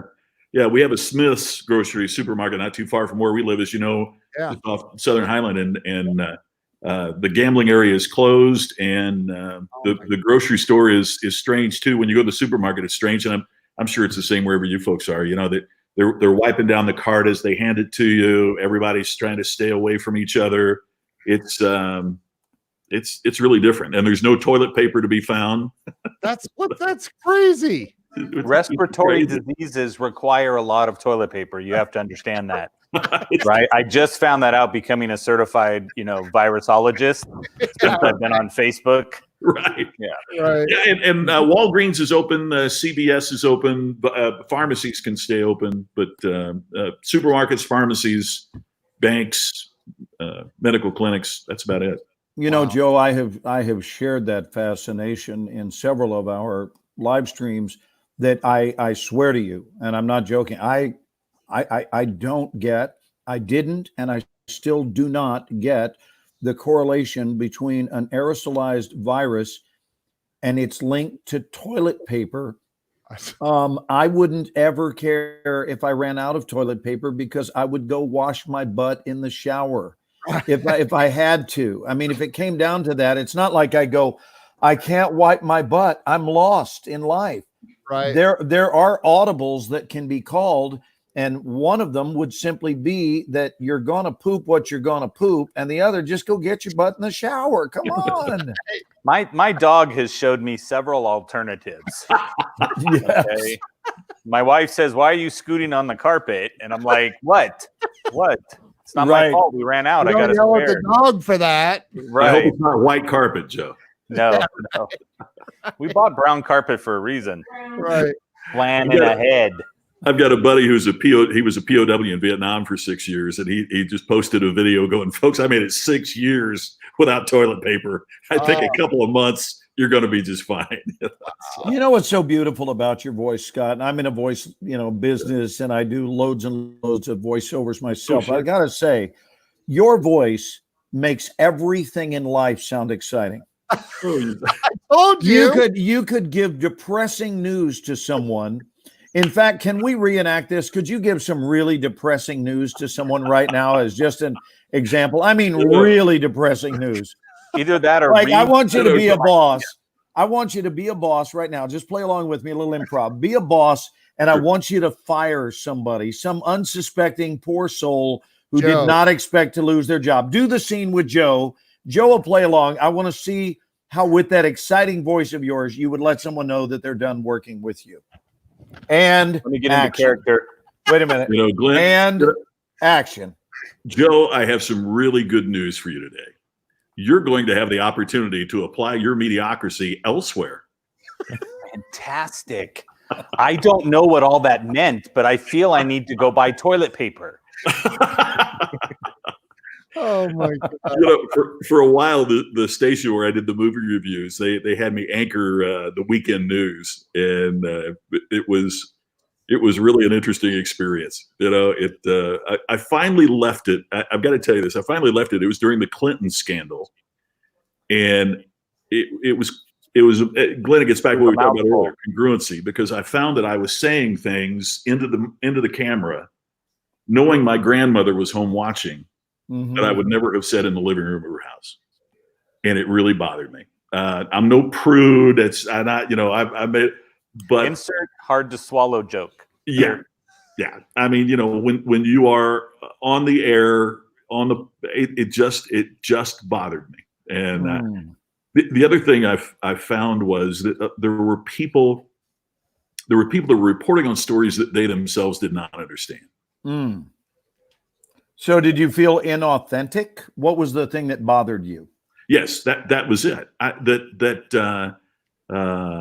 just felt that I wasn't against anybody else doing it. It just caused me consternation about knowing that people, my grandmother and other people of her age, were watching that was something that they did not want brought into their homes. And if other places wanted to do it, that was fine. I just didn't. I could only be responsible for myself. So, hey, Ken, I'm not the only one. I think consternation just made your list. I know. I'm trying to. No, I know This show is exactly not what only that is. entertaining I'll be but right back. educational. It's very educational tonight. I want to point that out. But I do feel that I need to drop my voice down here and use additional tone and inflection when dealing with Scott. Yes. Look at this. Exceptional men that are having a great time, not even realizing there is an audience. Love it. There is an. Hey, there's Dennis. Look at Dennis from China. Dennis had a very long comment that won't. Dennis and I share the same birthday. You got to read it. What does he say? What was that? Not me. It's not me. Oh, it's I feel that is my wonderful bride who's thrilled. The kid read her quote, going, "Oh gosh, kid read my quote." Oh, well, tell her to come over and say hi. Not realizing that it's she's thrilled. Oh my God, and kid and his family knows ours, so you know how she gets thrilled. Awesome. So life is good in China. Life is good in China. Is China? I have a question for Dennis. Is China? I heard that China is like back to business as usual. Like everything's fully in full operation. Is that correct? I heard back to 95%. Dennis, can you comment? We're going now to Dennis out in the field live in China. Bring it back home, Dennis. Wrap it up for us here. Joe, no offense, but that should have been Scott doing that. I know, but I'm making up for Scott because Scott keeps muting himself because someone's screaming in the background. Yes. I just want to go read more of her comments. That's all I want to do. Did Dennis verify? Did Dennis verify for us what's going on in China? Yeah, he said almost back to business, slowly returning to normal. Wow. And they're not seeing new cases of the coronavirus is what I heard. I don't know if that's completely. They must have stopped manufacturing it. Coming out from wow. Well, Joe, hey, thanks for stopping by and stirring up shit, dude. We appreciate that. Yes. Oh, so I can't just yell out loud myself? Come on. I interrupt myself with nonsense. No, I'll take absence of censors for 500, please, Alex. Yeah, right. I like Tim's comment better though. Yeah. So Scott. So I know you do a lot of speaking, and I see you going to Australia all the time. Like you must have a big client over in Australia, but of course that has all kind of come to a halt. What are you doing the whole Zoom thing with clients and yeah? Well, some of it, and the virtual training and that. But again, it gets back to the clients I have right now. It's a quote Glenn knows so well, the old William Goldman quote about Hollywood. Nobody knows anything, and I kind of think that's what's happening in business right now. Yeah, is that we because we don't know what the next phase is going to be or when this phase is going to end, it's really hard. And so, everybody wants, and that's part of what I was talking about earlier. Everybody's out there selling, speakers are selling, hey, we'll do a Zoom conference, we'll do this, we'll do that, to people that don't know how many salespeople are going to continue to be employed with the organization, or who don't know, what's going to be happening. And so they're not ready for the answers yet because there's so much uncertainty out there. And as we know, it's not necessarily change that bothers us as much as it is the unknown of the company's change. That's right. Yeah. I'll tell you, I think, I've heard of, I think Joe, you told me that you, or was it you that told me there are car dealers that that are gone now? They're out of business already. No, in LA, in Los Angeles, the actual city, they closed them all from selling and said you couldn't. But I know, one of my clients, they reduced staff by 90% last week. And so it is really just managers having to do what they're talking about. And I was talking to a guy from one of the software companies that I'm affiliated with, and he said, I have had more phone calls from the general manager and the top managers of all these places. He said, on how do I use the software? Because they were removed from it, and it's the reporting tools, and everybody just handed them reports. They weren't running them themselves. And now they're calling going, can you please get this? Can you tell me how to use the software that I pay for every month? Because I have to do the work now. And so it's definitely got reduced. But I ended up with a client from New Zealand. And so just the other day, he reached out and said, well, all of my people have to work from home, and we're paying them to be home. So I would like them to go through your training on a Zoom call if you could get that done. And I was like, I can't get people in Southern California to see the logic of that. But in New Zealand, the guy says, yeah. And he was really nice. He said, I only want the classes to be like an hour or two because they still have kids at home they didn't expect to have home and, running a household. So I don't want it to be a lengthy training, and we'll just spread it out over time that went through. And I thought that was finally somebody's getting the message that why not make your team better for when they are allowed to do their job later? Yeah. Right. Invest in them now. Well, I think, and like the uncertainty thing that Scott was talking about, I'm sitting here and I agree. I think that everybody should be investing. If you have downtime, you should definitely be investing in making yourself better for sure. True. Right. now. Yeah. And prepare for, when this all comes to we get through this. But I think there's a lot of people that are like, I know of like businesses that are done. They're gone. Yeah. They're out of business. And so I think a lot of people are really at that. They're at that spot where it's like, am I even going to have something to go back to when, so there's just a lot of uncertainty. I'd love to, because Glenn and I have done a dozen of these shows now, probably, I think. And Joe, you've been on with us. And Scott, I'd love to hear your perspective also. How do you help people that are feeling all of this uncertainty right now? It's such a great question, Ken. Let me give you an example of what someone that I really admire is doing. One of our clients are Fairmont Hotels. And the person who is the CEO of the Fairmont Scottsdale Princess, which is such a fabulous resort, is a client and a really good friend. He had to let 1,100 people go. You think about you just can't afford to keep housekeepers when no one's in the rooms. You can't afford to keep all of those things going when there's literally nobody at the resort. But one of the things he said is before we start taking care of folks externally and reminding them that we're here, we've got to make certain that we have taken care of our people internally. And he said, for 11 years, I've been saying that we're family. And he said, I can't afford to keep paying them their wages, but I can keep their benefit package continuing. Wow. The other thing he's doing is every Tuesday and Friday, he's having a lunch. And they do social distancing. They have the table set up, but so that employees can bring their families and have lunch for free. Wow. Because he said the other thing that's the problem is that, that childcare and everything else and all the variables that are out there. So every Tuesday and Friday, they can come get lunch for free. And he said, we have to take care of our people first because one of the lines I use in my speech is, if people are your greatest asset, why do you treat them like an expense? Oh, and this is going to be the time. Our employees, our colleagues are going to remember how we treat them now. Yeah. For years and years and years, for all the talk about corporate culture and all of that. Yeah.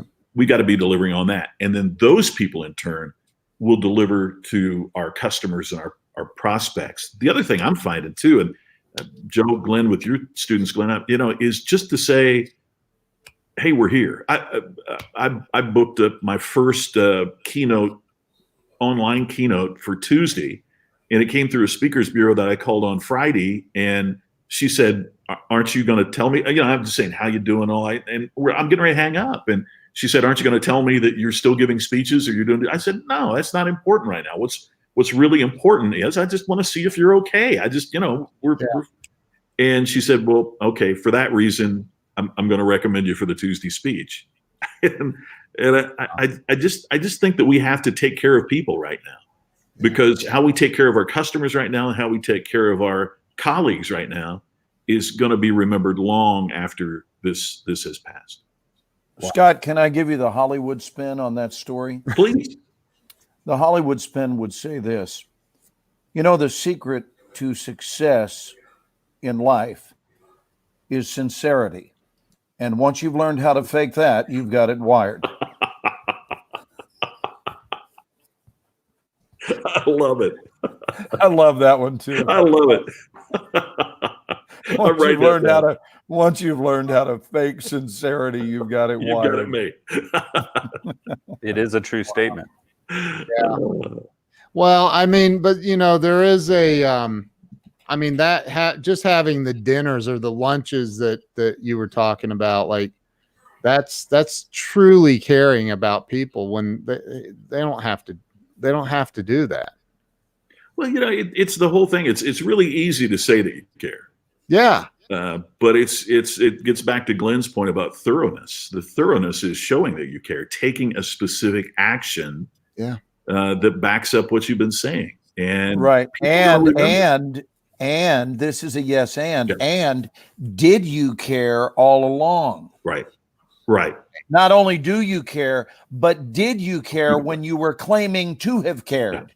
Yeah. Because when you're given an opportunity to show someone, if you don't show them, that also translates into, by the way, I never did. It was just convenient to say that I did. You bet. You were so right. So you're given an opportunity to walk your talk in life, brother. You better do it.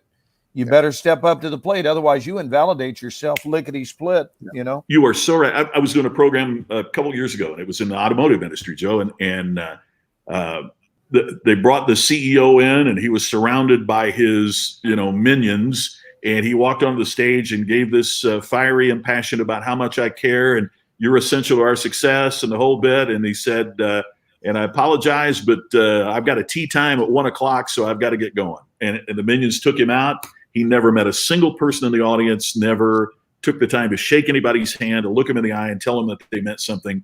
And the experience was soiled because of that. It was easy for him to say, you're great. It was a whole other game to stand there and look somebody in the eye and shake their hand, and take their time. And our actions speak louder than our words. That's why it's a cliche, because it's so true. And Glenn, you're exactly right. It's not just a one-hit wonder. It's doing it progressively. It's part of who you are, not what you do. Yeah. Don't just tell me you care. Show me you care. Well, especially like in the automotive space, I've been telling my clients, and I say, guys, you can't send me an email every week that tells me that you're now cleaning your dealership more, that you're out wiping everything down every couple of hours and things like that. Yeah, that should be expected because of the situation, but that's not a call to action. And what I keep trying to get them to convince them to understand is saying, what needs to go out now is not a, hey, do you still want to be my customer and buy something new? Instead, we send out the message that says, look, we're open in this capacity. This is what we can do, right? This is what we can't do. And explain to them how you're going to be there for them, instead of saying, how can I sell you the next thing? And so that's where I look at and go, come on, guys, if you're going to care all year long, but at the same point, tell me what you're there for. Yeah. So, Glenn, I've got a weird question for you to piggyback on what Joe was saying there. I mean, yeah, sure. And I was going to piggyback without it. So let me hear Go ahead. I'll come back to No, because mine's a bit of a story, but it really brings up something powerful. Go ahead with your question. No, I'm just kind of curious. I mean, we in business, I'm sure Joe does this. I certainly, in terms of the culture, and I would imagine that respective shows have their own culture. The 24 was a different, no doubt. The 24 is a different culture than the West Wing or than the Resident. How does that affect your performance? I mean, obviously you're a professional. You've got to nail it. That's your individual responsibility. But how does it affect how you feel about that? Well, now clarify for me. When you say the culture, there are two cultures. There's the culture of the show itself, meaning the people you work with. Yeah. There's that culture. And then there's the culture of the audience that you reach. So which culture are you Great referring point. to? I'm talking about the people that you work with and for. Oh, yeah.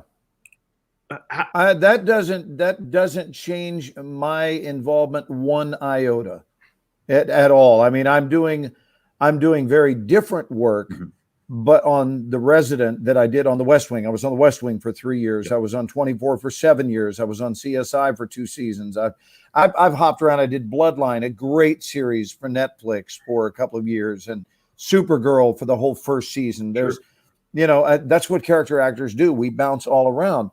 But I was bringing the same bar level to every one of those shows, just different characters, different vibes, and in some shows other than I won't compare each one. I will say to you this: I've never been on a show that had a higher bar than 24. And if you didn't come to play ball, that train ran your ass over. That's all there was. It waited on nobody. I think it was the most difficult show for a guest star to come do one episode on.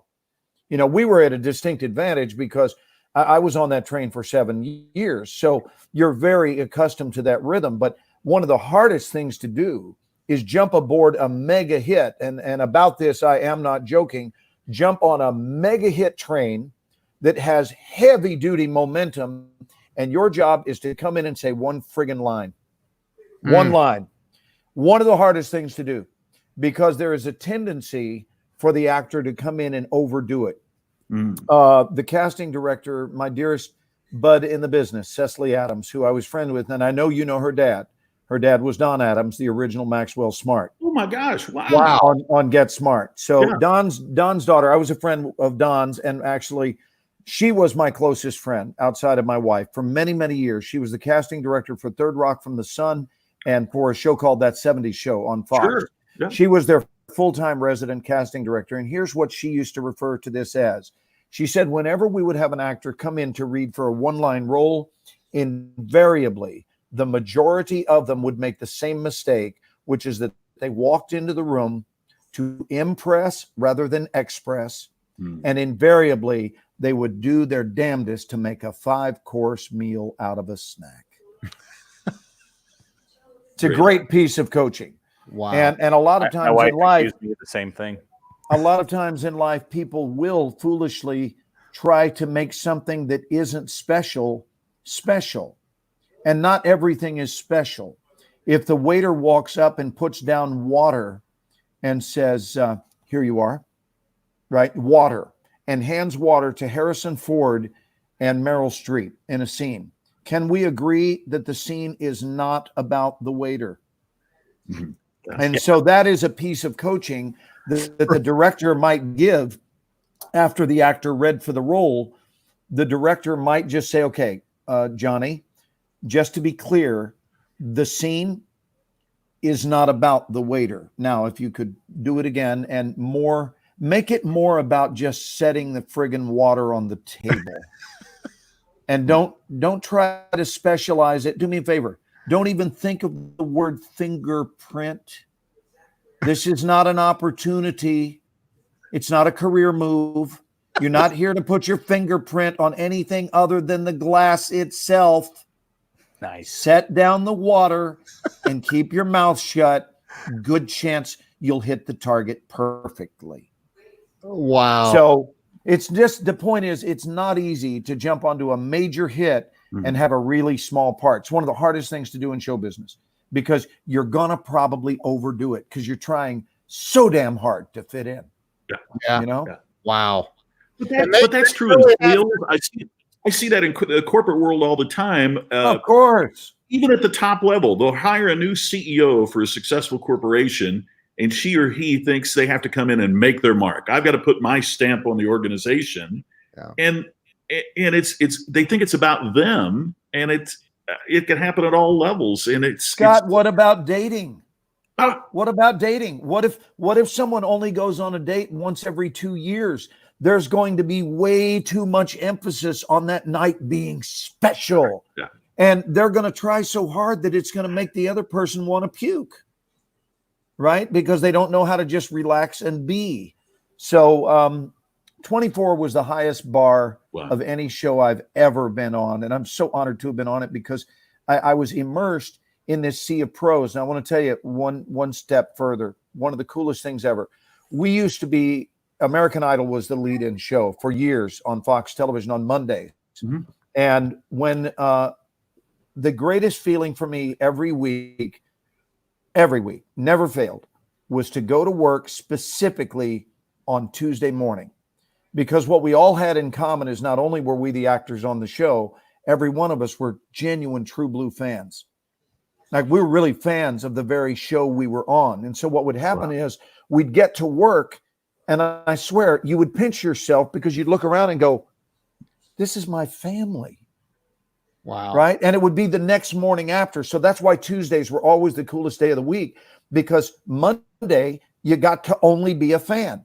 Monday night, you were viewing it from the fan's perspective. And then Tuesday morning, you're going, I just watched you do one of the most compelling scenes I've ever seen at home on my television last night, along with the rest of the nation. And within a few months, the rest of the world. And now we get to play in the sand together. And everyone felt that way about everyone else. It wasn't as though we specifically felt that way about Kiefer and Kiefer only. It's Dennis had that opinion about Kiefer. Kiefer had that about Dennis and about Carlos Bernard, and Carlos did about me. And it was the greatest experience of collaboration I've ever been involved with. And I got to say this, in your company, doesn't matter if it's show business, in your company, in your relationships, in your friendships, collaboration is what brings the magic. It's really got to be a collaborative thing where the input of all people is valued. And so we would get together at 7 o'clock in the morning for rehearsal. Like we'd have a 6:30 a.m. call for makeup. And then we're on set at 7. And at 7, the director and the script supervisor only. Now, for your own edification, the script supervisor, for those that don't know, is the person that sits there with a script in hand looking at the words of a scene. And you're only doing this scene, right? The first scene of the day. And they may do as many as between 7 and 10 scenes a day. So it's a lot. It's a fast-paced schedule. It takes 8 days to shoot a TV show in prime time. Wow. And if you start on a Monday, you're going to wrap that episode on Wednesday of the following week. So at 7 a.m., we've all come out of hair and makeup, which for me means makeup. And we go right to rehearsal. And it's just the script supervisor, the director, and the actors. Nobody else. It's just us. No crew, nobody. And the director says, all right, guys, good morning, everybody. Morning, morning, morning. Let's hear some words. And all that means is we're going to begin doing the scene, but nobody's performing. Nobody's walking around. We're standing in a circle. We even have our pages with us, even though it's assumed that we're all memorized. But to whatever extent there might be some last minute memorization, which we usually reserve the right to do because there are changes that occur in the 11th hour. And I don't want to get too sidetracked with this, but I think you'll find it at least interesting. At the bare minimum, hopefully this is interesting for the audience. But we look at our words and we read the scene, and then we discuss our concerns. Like, is there a problem with any of this? Does any of it not ring true? Are there certain words that need to be massaged or phrases, changes? Then we put it on its feet. And that's the second pass. And we get out and walk through it all. And then the third pass through the scene, they say, let's bring them in. And that's when the crew comes in. And everybody who has any function on the set watches that third rehearsal. And that's when lighting is set. That's when camera sets all of their camera moves. And then they send the actors away and they bring stand-ins that are there for us so the camera crew can continue to work with those stand-ins and the lighting can still light around where the actors are to be positioned by putting marks on the floor. And then we come back 15 minutes later and we shoot the show. And we do that for every single scene. So it's really got to be a collaboration in order for it to work. And to me, a smart CEO of any company is a CEO who recognizes that perhaps the single greatest piece of advice that could potentially change the entire company's trajectory might very well come from one of the janitors in the building. Yep. Amen. You know, just a thought about leadership and where a leader needs to reside in terms of keeping it collaborative and staying open to input, because you just never know what piece of genius might appear. Love it. So Love it. I didn't mean for that to result in silence. Sorry. I'm struck by it. I am absolutely drawing a blank. I know their name. Oh gosh, the actress that played Nina and her husband that's on the show. You're talking about Sarah Clark. Yes, and her husband. Yeah, her husband's name is Xander Berkeley. Yes, Xander Berkeley. Yes. Well, how did I do without looking at notes? That was fantastic, because I know I was on a flight with him a while back, and I didn't say, but I was such a fan of the show, and part of what struck me was I wanted to go, oh my gosh, it's Nina, and I know it's not Nina. But we're never offended when people call us by our character name, ever. I'm sorry? We're never offended when people call us by our character name. People say to me, "Hey, Aaron," on the street all the time. No kidding. Well, I'm glad to hear that. I've been off the show since 2010, and people call me Aaron constantly. I was such a fan of the show, and you get so connected to the characters, and I think that was the purpose of my first book, was that if we can create a company where people connect with us as much as they connect with characters on their favorite show, then our business will be successful. I mean, there's no doubt about it. When I feel about a sales professional when I feel about Taxi Terry and have an emotional connection with them the same way that I wanted Jack Bauer to complete the mission, my business is a success, and so what you do, to me, is absolutely the definition of what it takes to be. It's what we talked about when we first started talking, that the principles are exactly the same. Yeah, they are. And that's why I was originally surprised, honestly, when corporate America asked me to start being a speaker at all these events, until I realized that I was speaking a very universal language. Yeah. That they really were directly applicable in all areas. They weren't even similar, Scott. They were friggin' identical. Yeah.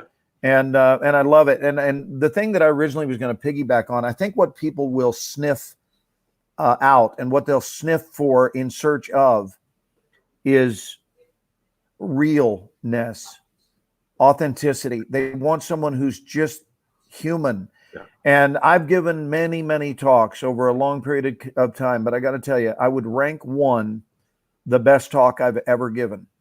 And I want to tell you the circumstance that surrounded it.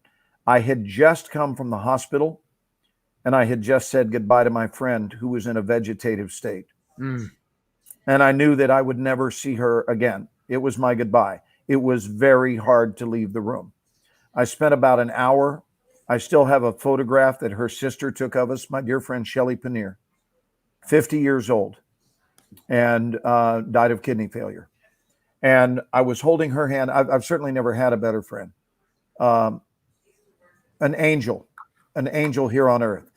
And I knew it was goodbye. And I left. She lived down in the Temecula area, if you know Southern California well. And my speaking gig was 2 hours from the moment I left her. So I've got to go now. And I hauled my butt to San Diego. And this is not a long story. It's a simple story. I drove to San Diego. I am torn apart. I am crying all the way to San Diego. And I don't have a topic when I get on. Every one of my talks are stream of consciousness. I don't use PowerPoint at all. I'm not knocking PowerPoint. What I'm saying is PowerPoint is for other people. And God bless people that want to use PowerPoint. That's fantastic. But for me, I would find PowerPoint to be disruptive for this reason. It would block flow of consciousness. The bulk of my attractiveness as a speaker is by things I discover in the moment, right? And in the middle of the talk, I find a tributary that I want to take and see what it has to say. And I let them take that journey with me. Well, I was a wreck going on. So I opened with the fact that I was a wreck. I opened with that. I told everyone, I said, I've got some things I could talk about tonight. Thanks. But instead, I want to tell you what I'm going to talk about. And I proceeded to tell them about where I had just come from. And I openly wept on stage, not to create an effect and no Hollywood bullshit. The real deal. My heart was broken. and I allowed it to be broken publicly. And there wasn't a person in that auditorium, that ballroom that night. There was not one person who wasn't deeply moved because of the willingness to be vulnerable and to do so publicly. Sadly, I think we live in a world where people seek, and in fact, to great lengths, they seek to conceal. Mm-hmm. And I think that the extent to which we seek to conceal is the very thing that gets in the way of the magic we outswam 500 million sperm to express in the first place. You know, we've got things to do here. And if we're going to spend our time hiding, we're going to miss the appointment. Yeah. And we've all got key appointments. It's not a singular one. We've got key appointments to keep in this lifetime. And I actually believe the extent to which we say yes is what determines whether or not those other appointments show up for us. Basically, life tests us and says, so, hey, dude, looky here. Are you an appointment keeper? Because we've got a big appointment here that may not seem to make sense to you. And here's another footnote, kiddo. It might actually even be inconvenient. Yeah. So what? So what? Are you going to board this bus or what? Because it's a big one. And if we can learn to be willing to be inconvenienced, and if we can learn to keep our appointments, even if they don't seem to make sense in the linear world, if we can just trust, then that's when magic unfolds. I think there's very specific criteria that we need to sort of obey in order to taste magic. I don't think anyone tastes magic accidentally, I guess is my point. I think magic is willing to visit everybody, but it takes our cooperation to make itself known. We have to say, you know what? I'll play ball. Anyway, I'm just offering an opinion. I'm someone who likes to play ball with magic. Glenn, would you do me a favor? Stop talking? No. Oh. I need you to read this comment out loud. Oh my True God. emotions. My husband is the same way. Love that. I just want to see if I can hear another scream in the background. She's on delay, but yeah, she will if she hears Oh, I just looked at the last name. That's your wife. That's his wife. Did you guys all Is a sweetheart. learn to be in human? the other room now. Watch it. I just really think the extent to which you hide your humanity is the extent to which you fail in life. I agree. I really believe that. If you open your heart, you know, you got so much a part of the battle of life won by just speaking the truth of your heart. You know, I stood there and bawled, man. Yeah. And I've got bombarded by emails. Basically, can you come bawl at our next company meeting? You know, well, I can't schedule my crying. No, but you know, I'm not gonna ask another one of my friends to die so that I can be good at your company meeting. For God's sake. Right. But it's true authenticity. It's being real. It's being real. Yeah, Brian Prout just said he was watching. Brian is a member of the 6-time Country Music Group of the Year Diamond Rio. Oh, wow. And Wow. is watching right now. Grammy Award winning. Hey, Brian. Musician and my best pal. That's very cool. Where is Brian watching from? Nashville. Oh, nice. Aren't they from Columbus or one of them? Or lead singer Marty Rowe is from near Columbus. Yeah, near Ohio. Near Columbus. Yeah, I know. Yeah. So I want to say that Scott just brought some value because I was wondering why we're not talking to Tammy this whole time. Because her comments have been spot on. Tell Tammy to come in and say hi real quick. Just pop on camera and say hi. Now we got Diamond Rio here. It's like, hey, what are we going to do now? Good save, Scott. Good save. Can I just pick it up? Glenn, you know, one of the things I worry so much about business is that we have trained a generation of managers with MBAs who know how to read a balance sheet but do not know how to access their hearts, and they have no people skills. They don't have people skills at the time that we are crying out for that more than ever before. And what you did for that group that night was wonderful and healing and so incredible. Well, that while I don't disagree, I will tell you one more thing. And I want to add the phrase, shame on my butt. Shame on my butt if it had been a manipulation. Oh, yeah, absolutely. You get what I mean? In other words, another one of the things that the audience is also going to do, because audiences are smart and they should never be underestimated, they have the capacity to sniff out your level of bullshit. Right? Yeah. So if you think you're going to go in and put on a really emotional show because I'll really connect with their hearts that way and all that, they're going to sit there going, something doesn't smell right, you know? But if you're just standing in the feeling, that's a very different thing than trying to coach up the feeling. Yeah. And stand behind a veil of inauthenticity. It just doesn't work. But there's something very special about just getting out there and not having a clue what you're going to say and blessing it. Like, it doesn't matter that I don't know what I'm going to say. I love that I don't know what I'm going to say. Love that. It's invigorating. My wife Tammy, and she's a big fan, Glenn. So thank you for letting her say hello. Hi, Tammy. She's so shy. Tammy, how are you? Real good. How are you? Long time no see. You guys are awesome. Say hi to Jill for me. I will. So, Tammy, how has your life been affected by these last few weeks? Are you in a line of work that has been affected one way or another by it? Well, I work for Scott, so it has been affected for that. But not being. How about emotionally? How are you feeling emotionally? Indiana. Say again. I'm sorry. Not being able to see my grandkids that are in Indiana, that has been affected. But I am truly grateful for technology because I get to do FaceTime and read stories to them over that. Oh, that's wonderful. That's awesome.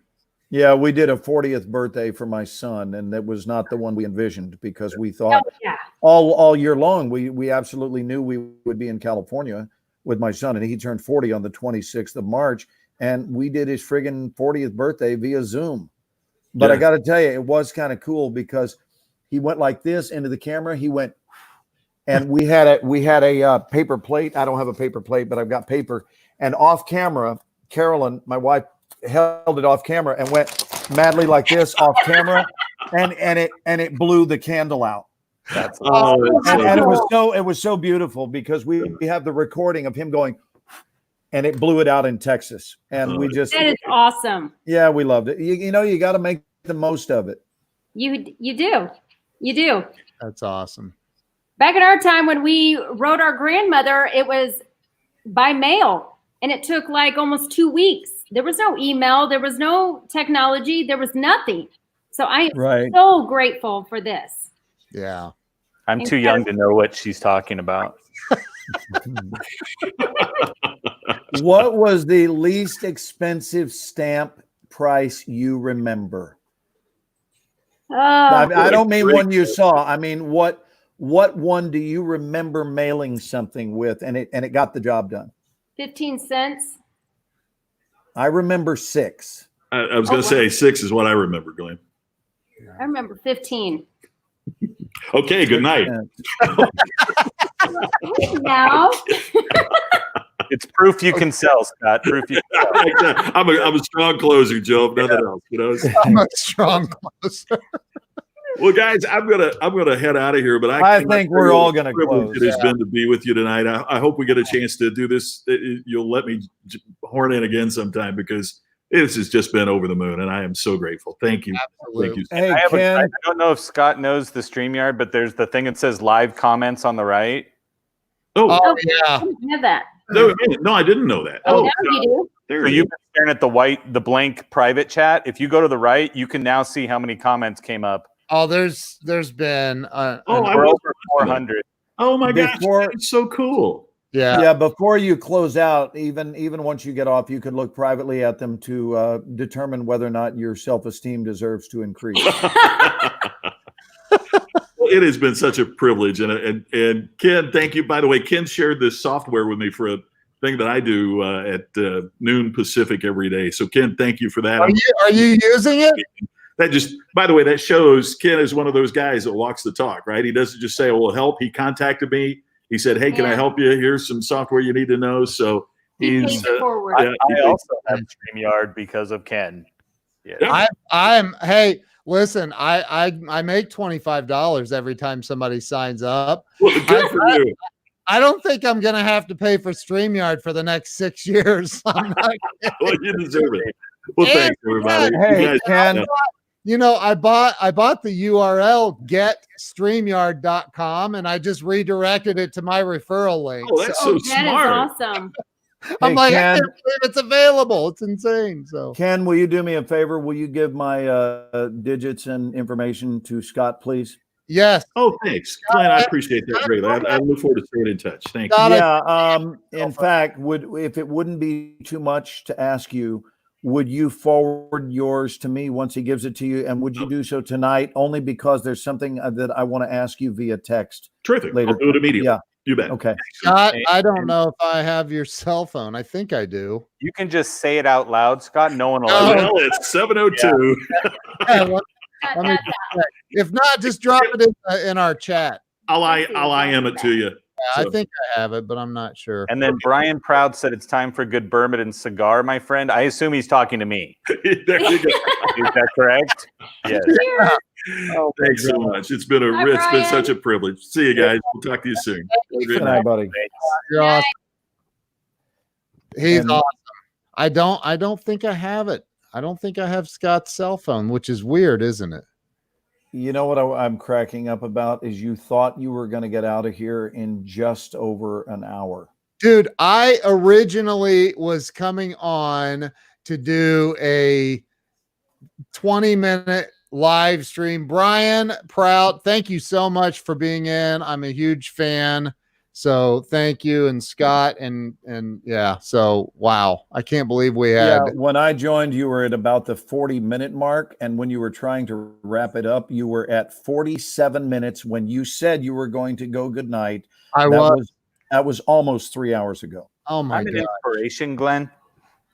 That's Wow. what Was that- I'm an inspiration. I understood why.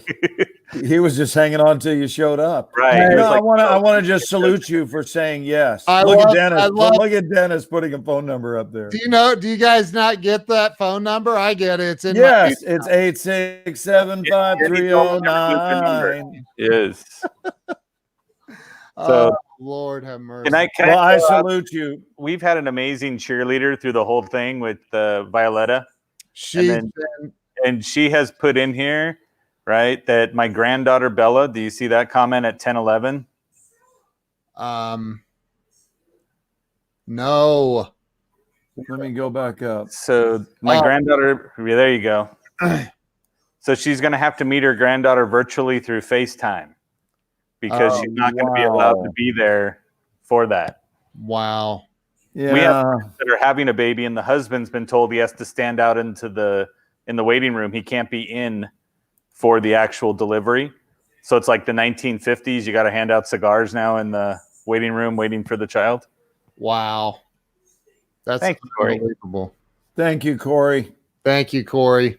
And Pamela Aubrey, thank you, sweetheart, for all of your chime-ins. Very, very nice. Violetta, loved it. I want to thank Joe Ingram. Yes. Because there he sits. And usually he sits at the side and throws apples. True. Right? But tonight he got on live with us, which I love. Joe, I love you, man. Joe, you're awesome. Glenn, you got both of you. I love both of you. You're awesome. Thank you guys for being. This was like completely just unplanned and wow. And a lot of fun. And we didn't have a preoccupation with the virus tonight. Amen. It's nice. It was nice to take a bit of a break and really kind of return to a sense of normalcy. Yeah. For a couple of hours. I really enjoyed that. So thank you all. If Joan is still up there, I don't know if she is, I will send you, Joan, the information. And Ken, I'll see you in the morning. Yeah. And Joe, if you want to join us, reach out to me. Hey, Glenn, I didn't receive anything, by the way, for that. No, I know. Nothing has been sent out Oh, yet. got it. But since you're in tight with the guy that runs it, I'd say you're in pretty good shape. Well, and his Nice. amazing and beautiful assistant sent it to me early, so last week. So that's why I just thought maybe I was special. Yeah. Yeah. Well, you were, and I think "were" is the key Joanne. word here. I told her, I said, "You sent it out when?" And she told me, I said, "Good God, make him wait a little bit." I said, "Otherwise, it helps the relationship." He's going to correct, and he's going to feel like that there's no dues paying period at all. Right. Oh my gosh. You're going to have to wait. You're going to have to wait a little bit. I knew Glenn for 2 years before he ever talked to me face to face. I mean, he one of the regrets that worst decision. One of the worst decisions. True statement. It's true. All right. I'm going to end the live stream. Thank you, everybody who's watched and shared this out. A special shout out to Violetta. She's been here the entire time. Woo! And I think Pam Aubrey has been here the entire time. So thank you. And I appreciate you, Ken, not putting the Pam comment up about me crying all the time. Thanks. I appreciate you. You skipped over it, and I was not going to call your attention to it. But I do look, Dennis wants to join us in the future, and I want that. He's in China, and he's friends with Glenn, right, Glenn? Yes, and I don't think you heard me say this. Not only is he friends, but Dennis and I share the same birthday. Oh, that's awesome. Well, when's your birthday? April 24th. Well, we need to do a special birthday live stream. Yeah, we're buds. We've been buds for a long time. Unless you're planning on like going out to dinner. I'm kidding. That was a joke. Yeah, it's going to be a very different dinner for sure. So, wow. Can we, when you sign off here, can I still read comments or no? Yes. Hang on. I'm going to sign off right now. You guys all good night, everyone. Amazing night. Thank you so much. We will see you later.